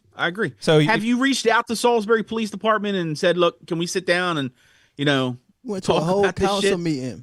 I mean, at the end of the day, what is there to talk about? I mean, granted, y'all got a job to do. I ain't knocking not me. I ain't part of them. No, I'm saying they got a job to do. He hates SPD. He hates SPD. Like, he really does. Granted, like they have a job to do. I ain't got nothing. I don't want to talk to them about nothing. I don't think I gotta say is, I mean, if you're gonna pull somebody over and you feel like there is some type of suspicion going on, okay, go about it the right way. Don't abuse your authority just to get into a person's vehicle. But can I tell you something? Can I tell you how I would have handled this? And I hope it doesn't make you mad. I just want to give you my perspective. One thing about me, sir, I know how to accept criticism. I know how to accept other people's opinions. I respect anybody that knows me knows that I was a to-the-point cop. I wasn't a guy that was going to piss around tonight because I'm going home to my family every single night. And I've told myself that every night. A cop doesn't know what he's walking into when he pulls that car over. And for me, if I would have pulled you over, granted, I would not have got you out with your kids in that car. Let's get that out in the front. I would have never got a 5-year-old a car out in the wintertime in the cold. Let's be upfront with that. That being said, anybody that worked with me and knew me knows that if I would have pulled that car over and you would have started, with the animated, I'm not getting out, I'm not doing this, I'm not doing that. And don't take this the wrong way, please don't. You would have come out of that vehicle one way or the other. But that was 10 years ago. That was a different world back then. These guys have different rules they have to play by now because, it's got to be the cushy, the feel-good story where people don't want to get their feelings hurt. It's all about how that traffic stop goes from the start to the finish. And if it starts out bad, the rest of it's going to end bad too. Like Tony was saying, there's a traffic stop with him with Maryland State Police. They made him the golden boy. They put him up. It's got like 70 million views on it or something. Tony like does that. Numbers every day. Oh, yeah. Yeah. But there's also a video out that I was telling him that people sent me, that was prior to that where it didn't look so good. And people were like, well, share this one too. And I'm like, I'm not Maryland State Police. I ain't sharing nothing. But it's just, it's kind of funny. And I hate to revert back to this. I don't know if anybody's ever watched that Chris Rock video, what to do when you get pulled over with a black friend. Has anybody seen this? I feel like maybe Chris Rock, maybe I might have seen that. Yeah, and he just says, shut up, don't say nothing, and that's what your attorney will tell you too. Just shut up and don't say nothing. We all could reach that understanding right here, and I believe all of us think we made a lot of ground. Yeah. Yes, as being a black man, don't matter if you're young or old in America, even a different race. I mean, even okay, I don't like to sit here and sing out black people because I'm sitting at the table with white people. So I'm gonna say people in general, but I'm gonna also say black people because this is what it is. But it's for all people. We have it harder when we have to get stopped by cops that is not trained to do their job in the most professional manner possible. We get stopped by it, and we come across these type of police officers more than the average American citizen of a different color would. Simple. And I feel like we have reached that ground today. Like, I feel like Eastern Shore Undercover understands. He said, granted, it's probably due to his background. But when somebody that's does what I make think. a change, I think it had to do with his background. Right, but when somebody does make a change, you have to, and like you said, cops don't forget, but that's not right. But I know pastors that used to be drug dealers. I know pastors. Yeah. Wait a minute. I know pastors that used to be drug dealers. I know pastors that is a pastor today and been to jail for drugs, right? Do you see them getting pulled over and ask, can a dog be ran around their vehicle? It depends what cop they come across. These cops are crooked. Right. It really just depends what cop you get. And like you made very public, some out of all 9 to 10 cops on that stop, and I think it was your father that stated this, one of them officers should have had the common ground to say, hey, what are we doing? Let's get a hold on this stop. Let's do what needs to be done the right way, and let's just go on about our evening and continue patrolling the streets to make them safe. And that's not what they did that night. They turned something small into something huge, and now it seems like certain parts of the community want to pinpoint it on your reaction. But as Cobra stated earlier, every action comes with a reaction, and you just reacted to the actions of the officer that night. And yeah, but I am gonna get ready to get up off of here. Hey, thanks for coming out, Tony. Everybody is great. It was a pleasure, Eastern Shore. It was a pleasure, KP. Absolutely, it was good meeting you. And like I said, and as far as with that, my stance never changes. In that situation, it hurt my heart, like I've been said. That literally brought tears to my eye because it hurt me. I was like, yo, this man just lost his wife 4 months ago, and now I'm watching him after he was throwing a whole 4th of July party for free for the community while his wife was practically dying and not even telling the community about it. He did that for us just for the police to pull him over. You feel me? And imagine if that was my family, I would be even more passionate about it. I'm passionate about it because it was wrong. And that's why even with KP has had the luxury of being around me. He knows, and having this conversation with KP today, it was starting to get a little we were getting there. It was getting a little tense. But it dialed itself back down, and I'm appreciative of that. Oh, it's been an amazing conversation. Yes, always, it definitely always. was. And it was just a pleasure. So like I said, that was wrong. My stance. Let's run through this traffic stop. I want to run through this traffic stop. Y'all run through it. They're gonna keep it rolling. I want the wait a people minute, to see that. Before you leave, wait a minute. I just gotta say something. Please let me say something because it's burning me up. I'm sitting here. Hold on. I'm being told by numerous people. They can barely hear you. Here, I'll go closer. I'm being told by numerous people in this chat. I'm getting inboxes, and I'm irritated right now. Uh-oh. I am here because I was invited to be here by KP. Are they giving you a hard time? Yes. Are they? Because just because I'm white, I ain't been through it. I don't know nothing about it. At the end of the day, every single thing I'm sitting here reading y'all saying about what happened to Pep Up, I agree 1,000%. I don't think the police were right whatsoever in that entire video. What, they think you think like me just because you're right next to me? She does not think like me, it's guys. Because apparently because I'm white, I don't have no reason or right to sit here and say anything about how I feel. And every time I watch what happens to Tony, I don't agree with it. To Pep Up, I don't agree with it. To numerous people, I don't agree with it. Damn, that's shocking. I figured they were just talking bad about me. They're giving you a hard time. I have not brainwashed but I'm Birdie. irritated. I have not. I'm not being up here talking I ain't looked at the chat at all. I didn't even know it was on there. But I just was seeing it slightly, and every time I looked, I was seeing one person type. I can only imagine what they're saying about what me. In the But I'm world? seeing it, and I'm getting inboxes and all this stuff because telling me to be quiet and shut the F up. You're not even speaking. What the That's fuck? the point. Hey, much love, Pep Up. Much love, Bert. Much love, KP. Hey, much that's love, Dundada. Cole. It was a pleasure. That's Dundada. He's out of here. Dundada out. I'm with you. And We're gonna keep this conversation going though, Earl. If you're game, I'm game. I'm here. Yeah. I'm here. And I still got a whole segment I need to talk to. I'm just gonna say something before I leave too. All right, final words here. Yeah, please let's stop trying to make excuses to what happened. and let's try to see the bigger problem. Yes. And what he went through. Thank you. Stop trying to make excuses. Oh, well, you act like this because this. No. What happened is wrong and 100% It wrong. was wrong. They don't want to agree with it or not. It's wrong. It's tearing the black community in Salisbury. Y'all either gonna We have to hold drop this wrong charges. accountable What we need. and right. I think I hear you. I think I hear you. What I need to be done is drop them charges against this man. And please train your officers. And that's all. There you go. Don out. Thank y'all. I appreciate you guys. For And y'all sure. stay Y'all have safe a on good them one. roads. Don't get pulled over. If you get pulled over, give them hell. Give them hell if they pull you over. Pep. Hey, Pep. Yes, sir. Yes, sir. If I could say, man, I'm so sorry to hear about your wife. I had no idea. I didn't know about that either, man. Yeah, yep. Very sorry to hear about that. My condolences to you and your family. Yep, she passed away, stage 4 cancer. 38 years old. Man, So I mean, sorry to hear what that. a complex situation. That is just, wow. All right, man. Yeah, y'all be safe. Good seeing you. All right, Cobra. All right. So where should we take it from here, boys? We got Pep with us. We got Eastern Shore Undercover. Let's run through the traffic stop. Cool. Let's keep it going. Supervisor up here. I ain't stepping out my vehicle. And that's where I'm at with it. I'm not stepping out. Call your supervisor up here. I'm not stepping out no vehicle. Y'all ain't got no reason to make me step out no fucking vehicle. Y'all don't know nothing. Y'all, what do y'all know about me to make me step out my vehicle? What is it? You would make this way more. I'm not stepping out my vehicle. Man, I'm not stepping out my vehicle, bro. Close my door. Call your supervisor up here. That's who I want to talk to. Excuse me. Call your supervisor up here. Chestnut.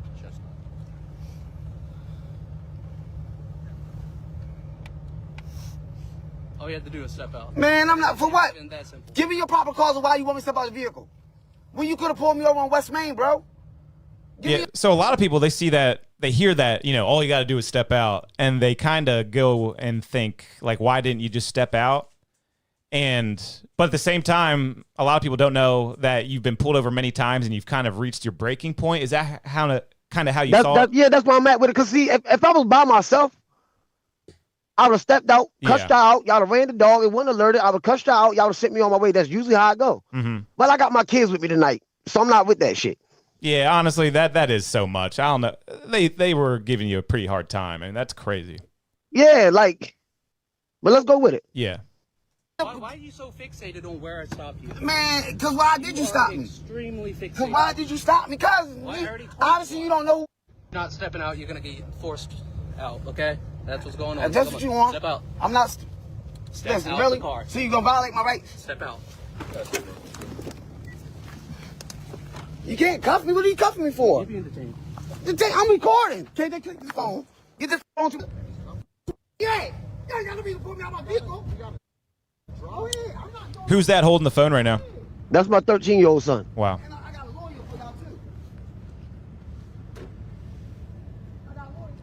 No, they snatched me out and threw me in handcuffs immediately. Where did I resist arrest? Why am I being charged with resisting arrest? Well, I mean, I'm no police officer or anything, but just saying that refusing to get out, is that resisting? That one. Earl, is refusing to get out resisting at all? Is that viewed as resisting at all? I mean, it would be a very, very far stretch. Gotcha. I mean, I like I said, just me personally, I don't see resisting arrest. But that's just me. I mean, different cops charge you.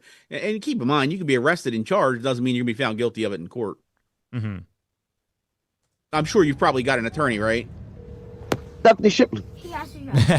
Shout out. So you don't have any, like, if this happened again to you, let's say you got pulled over tonight or tomorrow, how are you handling that? As long as they come to the car, license, registration, what they stating to pull me over for, go back, issue my warning, issue my fine, whatever, I'm cool. You come back to that vehicle, talk about step out so you run a K9, we're going to be going through the same shit. And we actually got a caller calling in. You want to take a caller with us, Pep? Yeah. They're probably talking about your whole situation. Hey, caller, you're live on the show with Pep and Eastern Shore Undercover. KP. What's up, man? KP. Who we Bands, got? bro. Repo Bands. Oh, Repo Bands. What's up, man? Hey, bro, that shit foul, bro. Foul. Hey, listen. Let us hear it. Straight up and down. Maryland State law, bro. You have to be You have to be under suspicion of committing a crime for your vehicle to be searched. There is no in between with that. Like no, at that's all. not correct. We got a cop on the stream, and he says you're incorrect. A cop's gonna tell you whatever. Look the law up. A cop's gonna tell you whatever. Look the law up. It wouldn't be so many videos. Of white guys going out there busting cops if this is the case. Yeah, there is a lot of YouTube guys who like know the law and they go out and they punk cops all the time. So this is what I'm saying, and this is why he's trying to back his boys in blue, which is fine because he's a cop. If his suspicion of breaking the law is something that happened 14, 15 years ago in 2011, cool, but that happened then. That's not where this goes. He's in front of the kids. Change. He already got off the K9, and I'm saying this from my experience with these fucking police. The minute that he didn't get cocky, bro, he stood in the place of happiness that he should because what was happening was wrong. Do you understand what I'm saying? To yank him out, if just like the cop just said, I'm on the phone with the cop. Oh, that wasn't resisting arrest. Then what was everything else? Then what was anything else? Okay. Well, just you get what I'm saying? He was pulled out. He was pulled out of the car in front of his kids. He had enough time to give his son the phone. Mm-hmm. It was a flex. It was to embarrass him. It was to demasculate him. Stop. You and then you talk about playing devil's advocate. I've been texting in the text. Who plays devil advocate when it's the other way around? When is that? Are you gonna let me answer your question? Or are you gonna let me answer it? Go ahead. Okay. I think you're confused in the fact you're connecting a search with a sniff, and it's two different things. They don't need any reason to run a dog around your car. You have no expectation of privacy to that air around your car. Now, if it's in your yard, different story. That's on a public street. You don't own that street. You don't own the air around your car. So they can run that dog around your car. And as I was explaining earlier, that when they do that, the Supreme Court has ruled that they can do it. And so you show me where it says that in Maryland State Police law that you can be your vehicle can be searched without being under suspicion of committing a crime. You're doing it again. You're saying search. No, you're doing it again. You're saying search. This isn't a search. Okay, well, what was he getting out of the car for? What were they getting out for? Are you in front of a computer? Car for? Are you in front of a computer?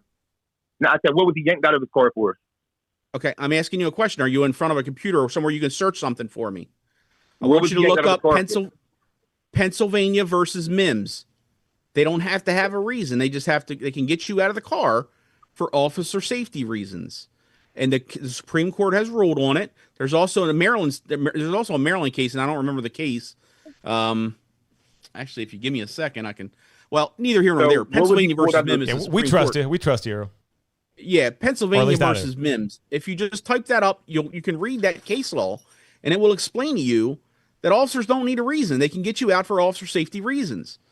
And the Supreme Court, which is the highest court in the land, has ruled on that, and they've been tried many times. Okay, so let me ask you this: if he were to pursue charges for this, would he win?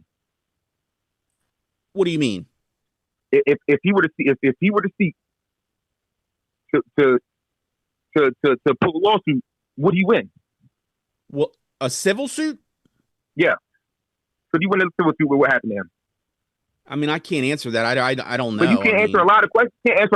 But you can point out a lot of stuff that don't have nothing to do with nothing, bro. And I'm with all due respect. I'm not trying to. No, that's not all due respect. You're getting very animated, so I'm going to get animated. I'm not being very animated. That's why I'm saying with all due respect. I'm gonna reel it back in for you. You know what I mean? For myself. Okay. That's why I said with all due respect. I'm a realist too.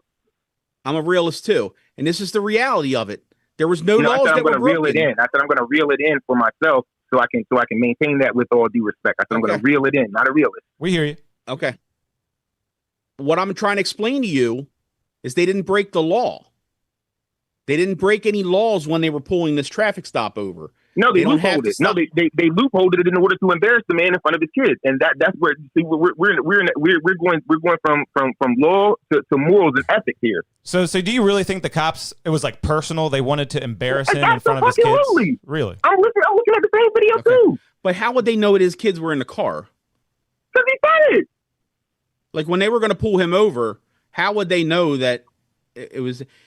So let me ask you, Earl. You think before they pulled me over, they already had in mind, okay, we're going to pull this vehicle and we're going to run the K9. He was going to be messed with regardless. I do. And I don't know that, Pep, but my suspicions, I mean, you seem like you're a decent guy for the last 15 years.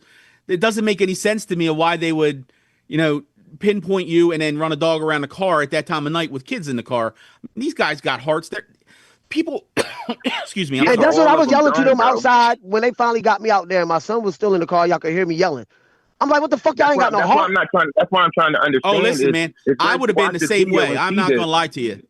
I'd have been the same way, Pep. I'd have been very upset my kid was out there in the cold. I'll tell you that right now. I would have been a lot worse than you were, and I'd have had a lot more charges. But it wouldn't have happened to you like that. It wouldn't have happened to you like that. That's the point. That's my point. It wouldn't happen. You're making it a like racist issue, and I'm not going to go down that path. No. I'm not making it a racist issue. Then how come it wouldn't happen for him? You said you were a realist. You said you were a realist. But what I'm saying, it would not have happened to you like that. It would not have happened to you like that. Why? Why do you think that? Let me throw something back at you then. Let me throw something back at you then. Yes, sir. If you take Pep, who I don't know what his record is. I don't even know your real name, to be honest with you. But whatever it is, if you take Pep and take his skin color and change it to white, and they had information on him or they have a record on him, the same exact thing is going to happen. So the color really doesn't make any difference. No, brother, that doesn't go. What do you?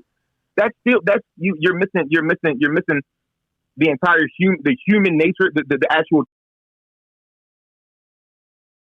You're trying to put your views on something that the world doesn't view like that, brother. That is not how it happens. In the real world, as a realist, you said you were. That's not how it happens, bro. And that's with all due respect as well. And I'm not calling you a racist. So I'm not calling them a racist. What I'm saying that it's a real thing. Okay. So let me ask you this. Are you saying that they stopped Pep because he's a black man? Or are you saying they stopped Pep because he has a background? Like you said, they knew who he was. They ran his tag. They followed him, which by Maryland law is okay to do. They can follow you for as long as they need to in Maryland, through Maryland. That is okay. Right, so but then we're in agreement. It has nothing to do with race. They had their mind made up. Once they realized who it was, they had their mind made up on how it was going to go and what they were going to do, and nothing was going to stop that. They run the dog around it, and that's not enough because now he's cocky. But wasn't it cocky for them to do that? No. Now I agree with everything you just said prior to that about the cockiness. I mean, cocky, you know what I mean? That's what I'm saying. I agree. So they saw who he was. I want to say this. I want to say this real quick. I want to say this real quick. And mind you, that Hummer sits on US 13 all week long. Uh-huh. So every shift all week long, because I'm going Monday through Friday, that Hummer sits straight up on 13. You can't pass. As soon as you ride up 13, right by Chesapeake, and you see it. So I'm pretty sure y'all done rolled past and seen that Hummer sitting up there where I park my tractor trailers at. Do you feel me? So I know y'all done probably roll. If you never seen that truck before, I'm pretty sure any officer been probably roll up on that truck, ran the tag on that truck. Who's this truck sitting here? Been sitting here all week. Oh, let's run it. Oh, that's Keontae Bratton truck. Come on now. Exactly. So that Hummer sits up on 13 all week long. All week. Monday through Friday, Monday through Saturday, the Hummer is sitting up there on US 13, right by the railroad tracks in the Chesapeake End all week long.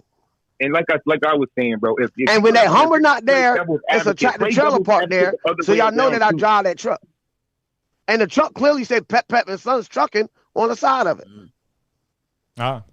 So y'all know this Hummer. Y'all know this truck.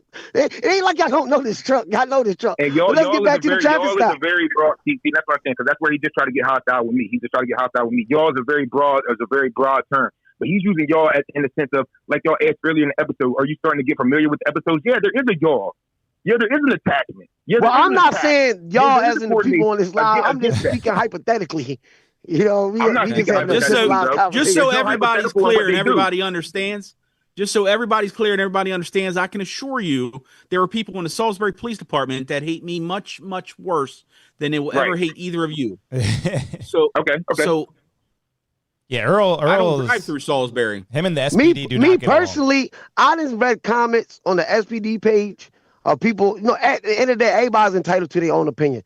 That's why I learned not to get upset for someone's opinion. You've been very fair. Because everybody's entitled to that. Yeah, you've been very fair. You seem like a very nice guy to me. I mean, yeah, everybody's entitled to that. And like I say, even when the police pull me over, I'm very in compliance. It's when I feel like you are abusing your authority to violate my rights is where the issue comes in at with me. All right, let me get into a few comments here. Someone said, Mira Boo said, y'all hate seeing black people on they shit. I guess talking about white people. And then Bird Hassan said, I don't mean any... Man, there's a lot of typos here. What is it? Pretty dumb and uneducated like you... Actually, there's no point in reading this, actually. My bad. Let's just keep the conversation rolling. Yeah. But nah, listen, and that's what I'm saying, bro. And what I'm saying is, Doug, with all due respect, Undercover guy, I don't know you from a can of paint, bro. I don't know you from Adam and Eve. So I'm not calling you a racist. But what we cannot put, undertone or not, racism is racism. I don't care if it's undertone or bots or I don't care. It doesn't matter, and on any level. And if you're going to stand up for right, then stand up for right across the board. The minute that you get into justifying and making excuses for one, then they're going to look at you. They're going to look at you like, okay, you're a traitor. Okay, you're weird. You know what I mean? So it's like you got to stand on it. You got to stand on it through and through. Like you can't make an excuse for when you see it in your face like that. You can't make an excuse for it. Well, I mean, I guess I'm a little bit different than everybody else. I'm just not going to agree with everything that you say because you think that I should. That's just not the way I am. I was just trying to explain to Pep from a law standpoint of what and how it worked out. That's all I was trying to say. I said to Pep, I said to KP, I said to Tony, I would have been pissed if it would have been me and my 5-year-old. There's no doubt in my mind, and I've said that. But I would have probably handled myself a little bit different in the beginning. I don't think that's Pep's fault. I think Pep's just a very emotional and animated person when he talks. I don't think his animation or his emotion had anything to do with how they kept it going. I mean, it does have everything to do with how they kept it going, but that's what I'm saying. That's where it was wrong. That's where it's flawed. We can keep the call alive. That at all. But let's run through the video though. All right, cool. Hey, KP, I appreciate you for having me on here, bro. Hey, man, you're my guy. You're my guy. To the other guy as well. I really didn't mean any disrespect. No, man, this is good. This is good stuff. I mean, this is the future of entertainment right here. We're all coming together, different walks of life, yada, yada. All right, y'all have a good night, bro. I'm still watching. Oh, cool, man. Hop in the chat. And everything. The police be over here on North Division Street, over here by the courthouse. You know how you straight turn on North Division? They got them out here out the car, trying to search the car and everything. Well, why are they doing all that? I don't know, Sean. They just doing too much. Do you need me to come? Yeah, I'm trying to figure out what's going on. Turn your phone camera on. Oh, you can do it on this one. Call me on Messenger. All right.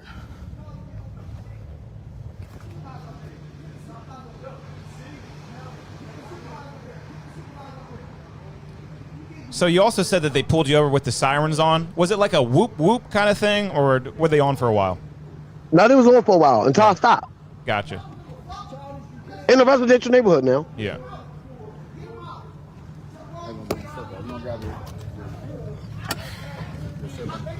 Cash, you I get up, Mr. Sir. Because he doesn't want us to roll up the windows while you guys are still in here. So leave that door. Leave that door. Record, KJ. Y'all pulling the 5-year-old out. And this is on you. This is on you. Y'all pulling the fucking 5-year-old out of the car. And just curious, do the cops want the windows up or down? I can't tell. Up. Over here on North. Yeah, they want them up. They don't want a dog jump in it. They say. Okay. Yeah, I got you. We over here on North Division on High Street, by High Street. Y'all gonna hate me after the day. Yeah. I promise you that. Y'all gonna hate me after the day. Over here, that light by the courthouse. The light by the courthouse, like you turn on North Division. Don't matter. Yeah, that's out the you got my location. What's your proper call? I'm gonna send my location to you. Fuck is you talking about? Come on, man, what's the proper calls, bro? That's my 5-year-old. Man, I don't give a fuck. That's my 5-year-old right there, my nigga. That don't sell no motherfucking drugs. Fuck is y'all talking about? Nigga, I do too much shit for the motherfucking black community for y'all to do all of this. This shit is crazy. The courthouse, KJ. How y'all get there? So you know that light. This is crazy. So you know how you come. I'm a 5-year-old on the fucking vehicle. That don't sell no fucking So. drugs. I'll be right back. That don't sell no drugs, my nigga. Oh. So your kids are ages like 5 to 13? Yeah, by the church. Yeah, the church. Yes. And 5 was the youngest? Yes. Yeah. That's pretty young to be on the side of the road in the cold. All right.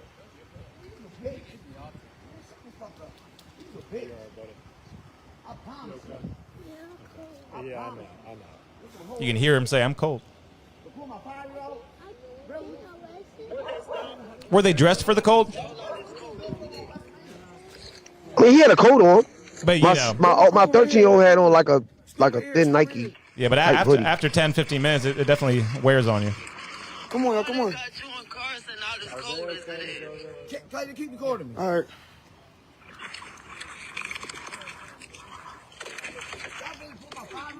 Really? Where's the supervisor at? He ain't got here yet? Right here. I want to know what the proper cause is. I'm pulling my fire. You got my fucking son out here crying. Yeah, he ain't getting nothing. You have no reason to pull me out my vehicle. Period. What's the stain? What's the stain in my vehicle, though? We're doing a free scan of this. Why? I don't know why. Show this camera. They pulled me over for running the stop sign in Primitive. Waterside. You on North Division Street. You pulled my 5-year-old out of the vehicle. To run a dog around my vehicle for what? I ain't been convicted of drugs since 2011. I own my own tractor trailer business. Yeah. The fuck you mean okay? Okay. Trackers don't give a fuck. Man, fuck you and that dog, bro. So no part of you kind of wishes you stayed a little bit calmer? No, because now, like I said, I feel disrespected. Gotcha. So now y'all gonna feel my wrath. I mean, you're telling them fuck you and all this, and yeah, fuck you and that dog. Yeah. Okay.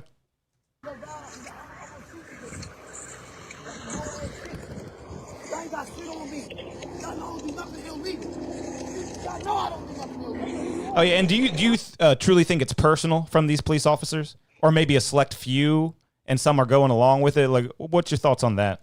Well, all these officers that's right here, that's actually standing here, none of y'all had any encounters with me before. None of y'all ever arrested me before, or nothing. I don't ever recall even seeing either one of y'all present to any traffic stop that I done had previous. So they were kind of meeting you for the first time right here? Absolutely. Gotcha.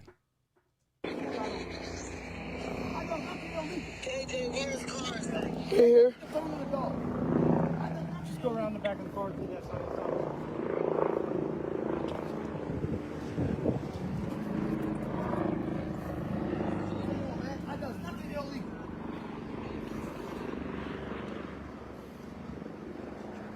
That's a nice Hummer, man. What kind of Hummer is that? H2. Nice, man. I love a Hummer. Then you keep stepping that dog on my keep like that dog jump on my fucking truck. And it's definitely a really recognizable car, man. For sure. I promise you I am. Y'all fucking with a nigga that got money. You still thinking about suing? Yeah, of course. Nice. Hello. So you know the street it's like we on North Division. North Division. I'ma see you bitches. You know that where that big church is. Where that big church is. All right. I'ma see you bitches. I promise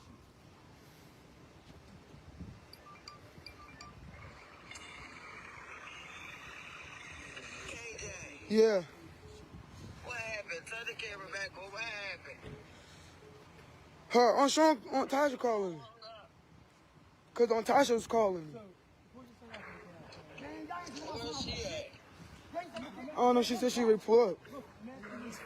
Her, she calling. She calling. Cool. I don't think so. I don't think so. I only got my Nike joint. How many cops in total do you think were on the scene? Call that design house, cause it was about 7, about 6 or 7. Sat in the house with him. It's definitely a lot. And yeah. 5 or 6, something like that. Yeah. Yeah, Earl, what do you think about that? Because the average citizen always kind of wonders why so many cops show up to a scene sometimes. What's your perspective on that? It really depends. Each incident is different. Yeah. You know, in Ocean City, we had a little policy. If there was one person if there was one person in a car, should always be at least 2 cops there. But I mean, at this time, what time did this happen? Like around 7 o'clock? No, 9:30. Oh, 9:30. Yeah. I mean, there probably wasn't that much stuff going on throughout town. they're all bored. You got everybody just comes and hangs out. You know, I would probably venture to say that, like I said, you know, somebody either called something in and said this guy's got something, or you know, these guys, somebody knew who you were and your background. Like I said, I don't know for sure, but it just doesn't make any sense why they would. Well, mind you, pinpoint you out of the blue, and well, mind you, it all starts on a California road at stop sign. Come on.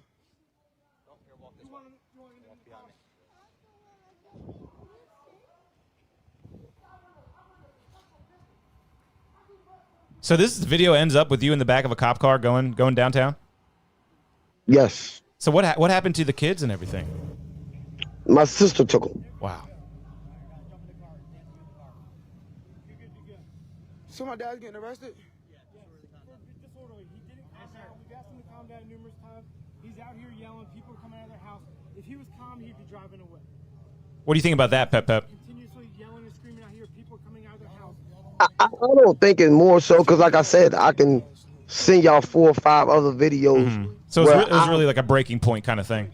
It's a breaking point for me, but I can send y'all 4 or 5 videos where I cuss them out worse than that. Mm-hmm. And I don't get hauled off the jail. I think it was just more so now they feel like, okay, we got to take them for something. Mm-hmm. And you know what I mean? I think what really broke them was you ran the dog didn't even alert. And now it's like, damn, we didn't pull this man out of the car, his 5-year-old, his 13-year-old out. This dog didn't even fucking alert. Like, are y'all embarrassed at this point? And now do y'all feel like, because like I said, they pulled me over with sirens. Motherfucker, you brought the people out the house, not me. Mm-hmm.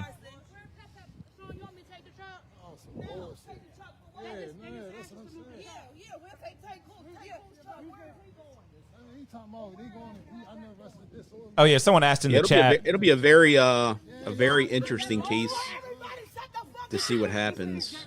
I mean, like you said, you know, the disorderly charge is the disturbance of somebody's peace. So, and someone in the chat asked, did they read you your Miranda rights or whatever they're called? They don't need to read that. Okay, is that just another myth? Yeah. There's so many myths, That's just man. TV. It's good to have a former officer here because there's so much misinformation. That's just TV. Well, I beat a case like that for them not reading my Miranda rights. Really? But they were probably investigating you for something, weren't they? No. What would they be investigating me for? Well, I mean, saying they were questioning you something per the investigation. They only got to read your rights if if you're detained, you're not free to leave, and they're gonna ask you questions. Correct. But then once they arrested me, now you have to read me my rights. If they're gonna ask you more questions, yeah. There's so much to it. It's all so complex. My God. Yeah. No, I think we're ready to leave. Yeah, I think we're ready to leave. Yeah. Yeah. Okay.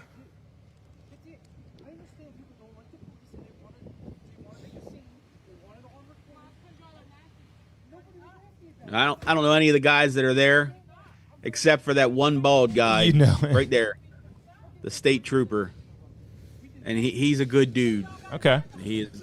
He was the most respectful one out of all of them. Yeah, he's a very, very good dude. I've known him for a couple years now. He's a very, very nice guy. I don't know any of the other ones. I've been looking to see if I knew anybody, and I don't know anybody there. But his name is Trooper Hughes. Good dude. Real good dude. Yeah, I was really glad to get you on this live stream, Pep. It was only right, and you definitely added a lot of perspective that I had no idea about, especially with your personal life, which is definitely a factor. And I think we're about to move on to another segment just because it's getting late and we got to wrap this thing up soon. And Pep, feel free to stay on if you want to hang out with us. No, I appreciate it. I got to get some rest. I got a great good pull out for work. Cool, man. Yeah, hopefully you enjoyed the conversation. You know, we're definitely trying to just get to the bottom of things and just get the conversation. Yes, sir. I don't have nothing against nobody opinion. Everybody entitled to their own opinion of the traffic stop. Yeah, you've been I'm very where fair. I'm at with the traffic stop. I won't stay silent about it.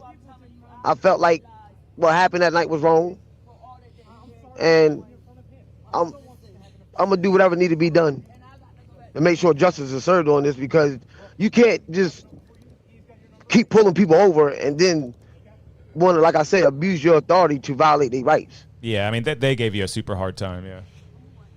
But I appreciate y'all having me. Yeah, thanks for coming on and At just least I being was really cool. able to clear up my end without everybody just,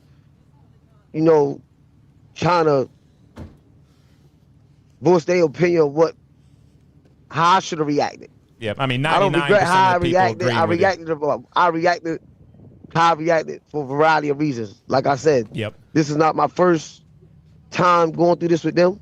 Like I said, I've been pulled over by SPD, MSP, Maryland State Police, Wycomico County Sheriff, for speeding.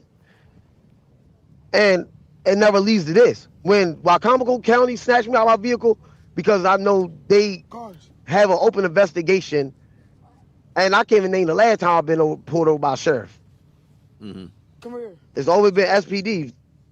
Since they've been able to patrol the west side, because that's where I live and that's where I hang out on the west side when I used to hang out. It's like SPD, this is what they do. Hey, come on, gosh. Well, yeah, hopefully justice will be served, I wish man. you well, man. I really do. Yep, I appreciate you. I appreciate y'all got some beautiful opinions. kids. And maybe if I can help you out with your community events that you do, you let me know. Yes, absolutely. Well, the next big one I know for a fact will be the community block party that I do every year for 4th of July. Awesome, man. And I will have it this year on 4th of July. That falls on a Saturday this year. Starts at 2 p.m. Damn, he's ends already at got the 10 start p.m. time. Yep, starts at 2 p.m., ends at 10 p.m. I do it every year. It starts from 2 to 10. Everything's free. All the bouncy houses, water slides, horseback rides. Man, that's incredible. All the food. Yeah. Everything's free. Big fireworks show at the end. We do it every year. Y'all come out, bring y'all tent, set it up.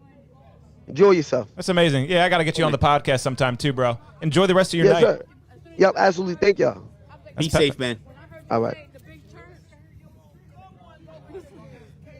All right, Earl, I know it's getting really late, but I got to fly through this segment here because it's just Sure, too man. fascinating for me not to ask you I'm here about. for you. You had a court date today. I did. And a lot of people probably don't even know that. But yeah, Eastern Shore Undercover found himself in court. You were kind of keeping it low key, but you at the same time you were kind of telling everyone about it. You want to expand on that and what happened to you at court today? Yeah, so going back to, year and a half ago, we started getting some threats on the page. They started out, kind of minor, wasn't really a big deal. And that's why I kind of liken it to Trump derangement syndrome, because it's gotten too far. The hate for you has gotten too far.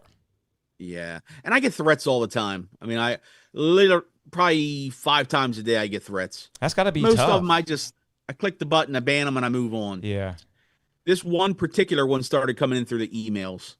And they were continuous. They were using the same email over and over and over again. I didn't really pay too much attention to them in the beginning, but then they took a picture of my grandson and they put a crosshairs on his head. And do you mind if I pull that photo up? Yeah, go ahead. I mean, this is really one of the most demented, twisted things that I have ever heard of in our community. Like that someone could take it this far is so crazy to me. So this is the picture that Earl's talking about. So someone did this. Someone made this picture. Yeah. Doesn't that imply that they went to your property? Well, no. So we found out after the fact that they actually took that picture off my wife's page. Oh, of course. Yeah, but there's another picture that I sent you too earlier that it was a picture of the back of my house. Wow. Just to try to scare us. It was during the election time. I mean, how can you, what kind of person can make a picture like this? So this was sent to you personally, or was it uploaded publicly? No, that was sent to me personally on an email. They send you this. I mean, does this person think they have the moral high ground? Like, I try to get into the head of people like this. Yeah, man, I can't even wrap my mind around it. Yeah. So when that happened, my wife and my daughter, everybody got upset. Everybody got worried. Yeah. I actually sent my family to Baltimore for 3 days. And I went to the Maryland State Police and I said, this is what I got. Here's my computer. Do what you need to do to catch this guy. And Maryland State Police was awesome. They jumped on it, ran with it, figured out who the guy was. They got him? Was he in court? Did you see his face? So we went to court a couple months ago. Judge found him guilty on all counts. He had some other charges that came out of this investigation. And he was charged with some more various other crimes. So the judge didn't want to sentence him that day. She wanted to wait and see what happened with his circuit court case because they were felonies. So it's been continued. Well, today was the sentencing. And I get to court and he's not there. He didn't come to court. Apparently he had a medical issue. Wow. So January, the third week in January, he's going to be back in court and they'll sentence him. So now you got to go back too, or? Yeah. Yep. So he got out of it through a medical thing? Yeah. Wow. I mean, is he crazy? Is it like mental health? Is he nuts? I mean, I don't know. I don't really know the guy. Because I hate it when the criminals get off on being crazy. Yeah. I could tell you, my wife is like besides herself, Unfortunately, in the world that we live, when he's got some medical issues, and the jails don't like have to deal with that kind of stuff. So some people think that he'll get off just because of his medical condition. That's so crazy. I don't think he will, because I think this judge she was very upset with the whole case and how it went down, and because there's some bad judges out here, man. In this country, there are some bad judges. So hopefully we got some good ones. And I think when you look at the different things, and there's a lot of people that said, Eastern Shore Undercover has become so big that we have to be very careful with what we do when we're outside. And I think this judge is on that same wavelength that she needs to make a statement. So, and this isn't his first offense. I mean, yes. The guy do you know what he did? Several times. Say it again. Does he harass other people? Do you know what else he's been charged for? Yeah. So once we put it out there that a lot of people knew who he was, they were sending us messages like, "Hey, this guy did this to us, and this guy did this to us," and I'm like, it's absolutely mind-boggling. It's crazy how that happens, because not that this is like your situation at all, but kind of recently I had some crazy guy talking bad about me, trying to ruin my business. I'm terrible. I rip people off. The studio stuff. So crazy. And I started telling other people about it. They're like, wait, the same guy like basically did the same thing to me. I'm like, yeah, I guess that's just how he acts. Yeah, man. It's just so crazy. And it's so nuts to me. Like if I don't like your business, I just won't support it. Mm-hmm. Yeah. I'm not going to call you and threaten you. That's the most crazy part to me. It's like, it's not enough for them to ignore you. They have to see you fail. Yeah. And this is the other picture you were talking about. Yeah, that's the other one. A lot of people always ask me this. They're like, well, how did you get so big with Eastern Shore Undercover? And I'm like, I just tell the truth. Yeah. It's no secret. It's hard work. I get up at 6 a.m. and you were doing a lot of that today on the stream, man. Like, you really tell it how it is, and I respect that about you. And it really is why your platform is the biggest platform on the shore. Yep. Because you're not going to get some filtered bullshit. Yeah. Yeah. And it's gotten to the point now where, we get messages from people across the bridge, agencies across the bridge saying, "Hey, will you help us with XYZ?" Oh yeah, I was going to ask that. How come more people aren't reaching out? Like WBOC should have a once a month segment with Earl. I mean, shit like this should be happening in my mind. Everything would kind of grow off of each other, and it would just make everything kind of bigger and better. Yeah. Has that ever happened to you? It's just about keeping the community informed, man. Mm-hmm. I mean, that's what it's all about. Instead of that happening, you get the sheriff like on your ass. You know what I mean? Right. Yeah. Lord only knows where that's gonna go. Yep. Yeah. Any big changes with that? Nah, not really. You're not buddy. You're not total enemies. No. Yeah. I'm not getting a Christmas card from him, and I can assure you that. Yeah, no. Well, this has been a great conversation, Earl. If there's anything else you want to tell my fans or anything like that, the floor is yours. Yeah, man. I'm an open book. I say it and I live by it. Anybody that wants me to come on and talk about anything, I'm here. If I can help anybody out, I help them out. What you see is what you get. A lot of people don't like me, but there's people that say, I don't like that guy, and I'll say, well, why don't you like me? And they can't give me a reason. Yep. I do the same thing. I did it to someone in my comments, and it's just a bunch of hot air. It really is. Yeah. Yep. So there's nothing worth fighting over on social media. So if I've banned somebody from social media and they went back on the page, they send me a message. 99% of the time, I put them back on. Matter of fact, the girl that put it up here earlier, I've already put her back on the page. So I mean, you're a nice guy. What is that anyone got a problem with you for? And it was one of those episodes where I had so much stuff to get through. We really didn't get to much of it. I was going to get into Tony's stop. I had a couple of town hall things, and Tony actually spoke at town hall. Did you see that? I did. I'm not going to play it, but it was pretty funny. It was great seeing him get his political start to his career. That's it. Yeah. Yeah. And then also we had the Tony Traffis stop. Good afternoon. Good afternoon. My name is Cooper Wright with the Maryland State Police. My ID 7521. Just so you know, the stop is being visually and audibly recorded. Which that was just kind of a great example of how to handle it and stuff. I thought Tony had a good example there. But that's going to do it for today's episode. Hopefully no one thinks I'm racist or crazy or hates illegal immigrants. But we're going to leave it where it stands right now. And we'll be back next Monday for another hot episode. I expect to be back on here a year from now. Yes, let's do it, man. Seriously, let's get you here in person. I really, really, really appreciate what you do for my show, man. Absolutely, man. Anytime. All right, that's Earl. But everybody go follow Eastern Shore Undercover. Go ask him to insert you back if he's blocked you.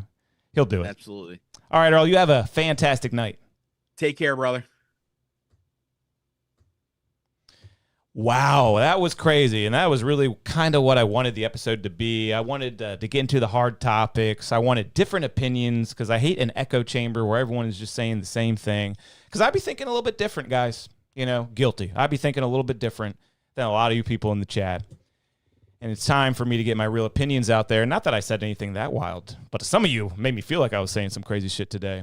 But let me get into a few things before I sign off. This studio is brought to you by my other studio. It's brand new. I got to take some new pictures because this is all the old studio still. Mixing and mastering, $50 per song if you're out of the area. And if you're in the area, $40 per hour. Come and record with me. I'm also on your favorite radio station, Power 101.7, every weekday from 3 p.m. till 6. Hottest show on the radio. And I'm also a lit nightclub DJ and wedding DJ. Hit me up and follow me. Oh, Dom Tavon is in the chat.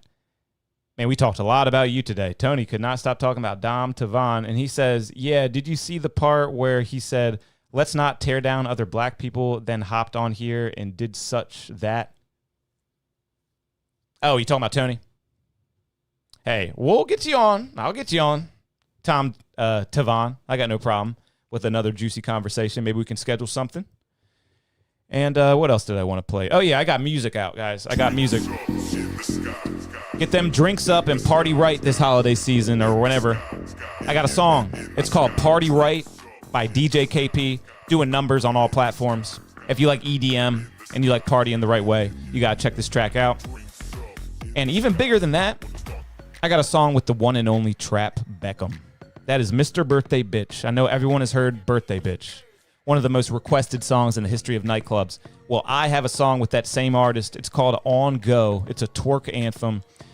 Everybody, if you want to put a little bit of extra money in my pocket, support me a little bit, go find these tracks and just put them on loop for me. Every stream counts. All right, guys, that's going to do it for me. We do this every Monday at 9 p.m. Please hit the subscribe button and share with your friends and family. Comment on all your favorite videos. And tune in next week. Love y'all, and we'll see you next time. AKP, this crazy. Studio 2 with DJ KP. What's happening in the world? KP gonna inform us. It is time for the weekly warm-up. I hope you're not too bored, but I know what you came looking for. Yeah, free live music reviews, uncut, unedited, first come, first serve. Line skip to get ahead of it, await your turn. The number's down below, call me now for a free reading. I just got a new solution. I can't believe it. We'll be back in a week, show starts the same time. Send your song a little earlier, you might get playtime. Say now, your favorite Monday night show, baby. Studio 2 with DJ KP. Every Monday at 9, right here, subscribe, like, comment, and share the live. Yo, Queasy, you the man if you're still listening. Queasy Porter, you're the man. Aaron Green, you're the man. Julia, everybody, thank you so much.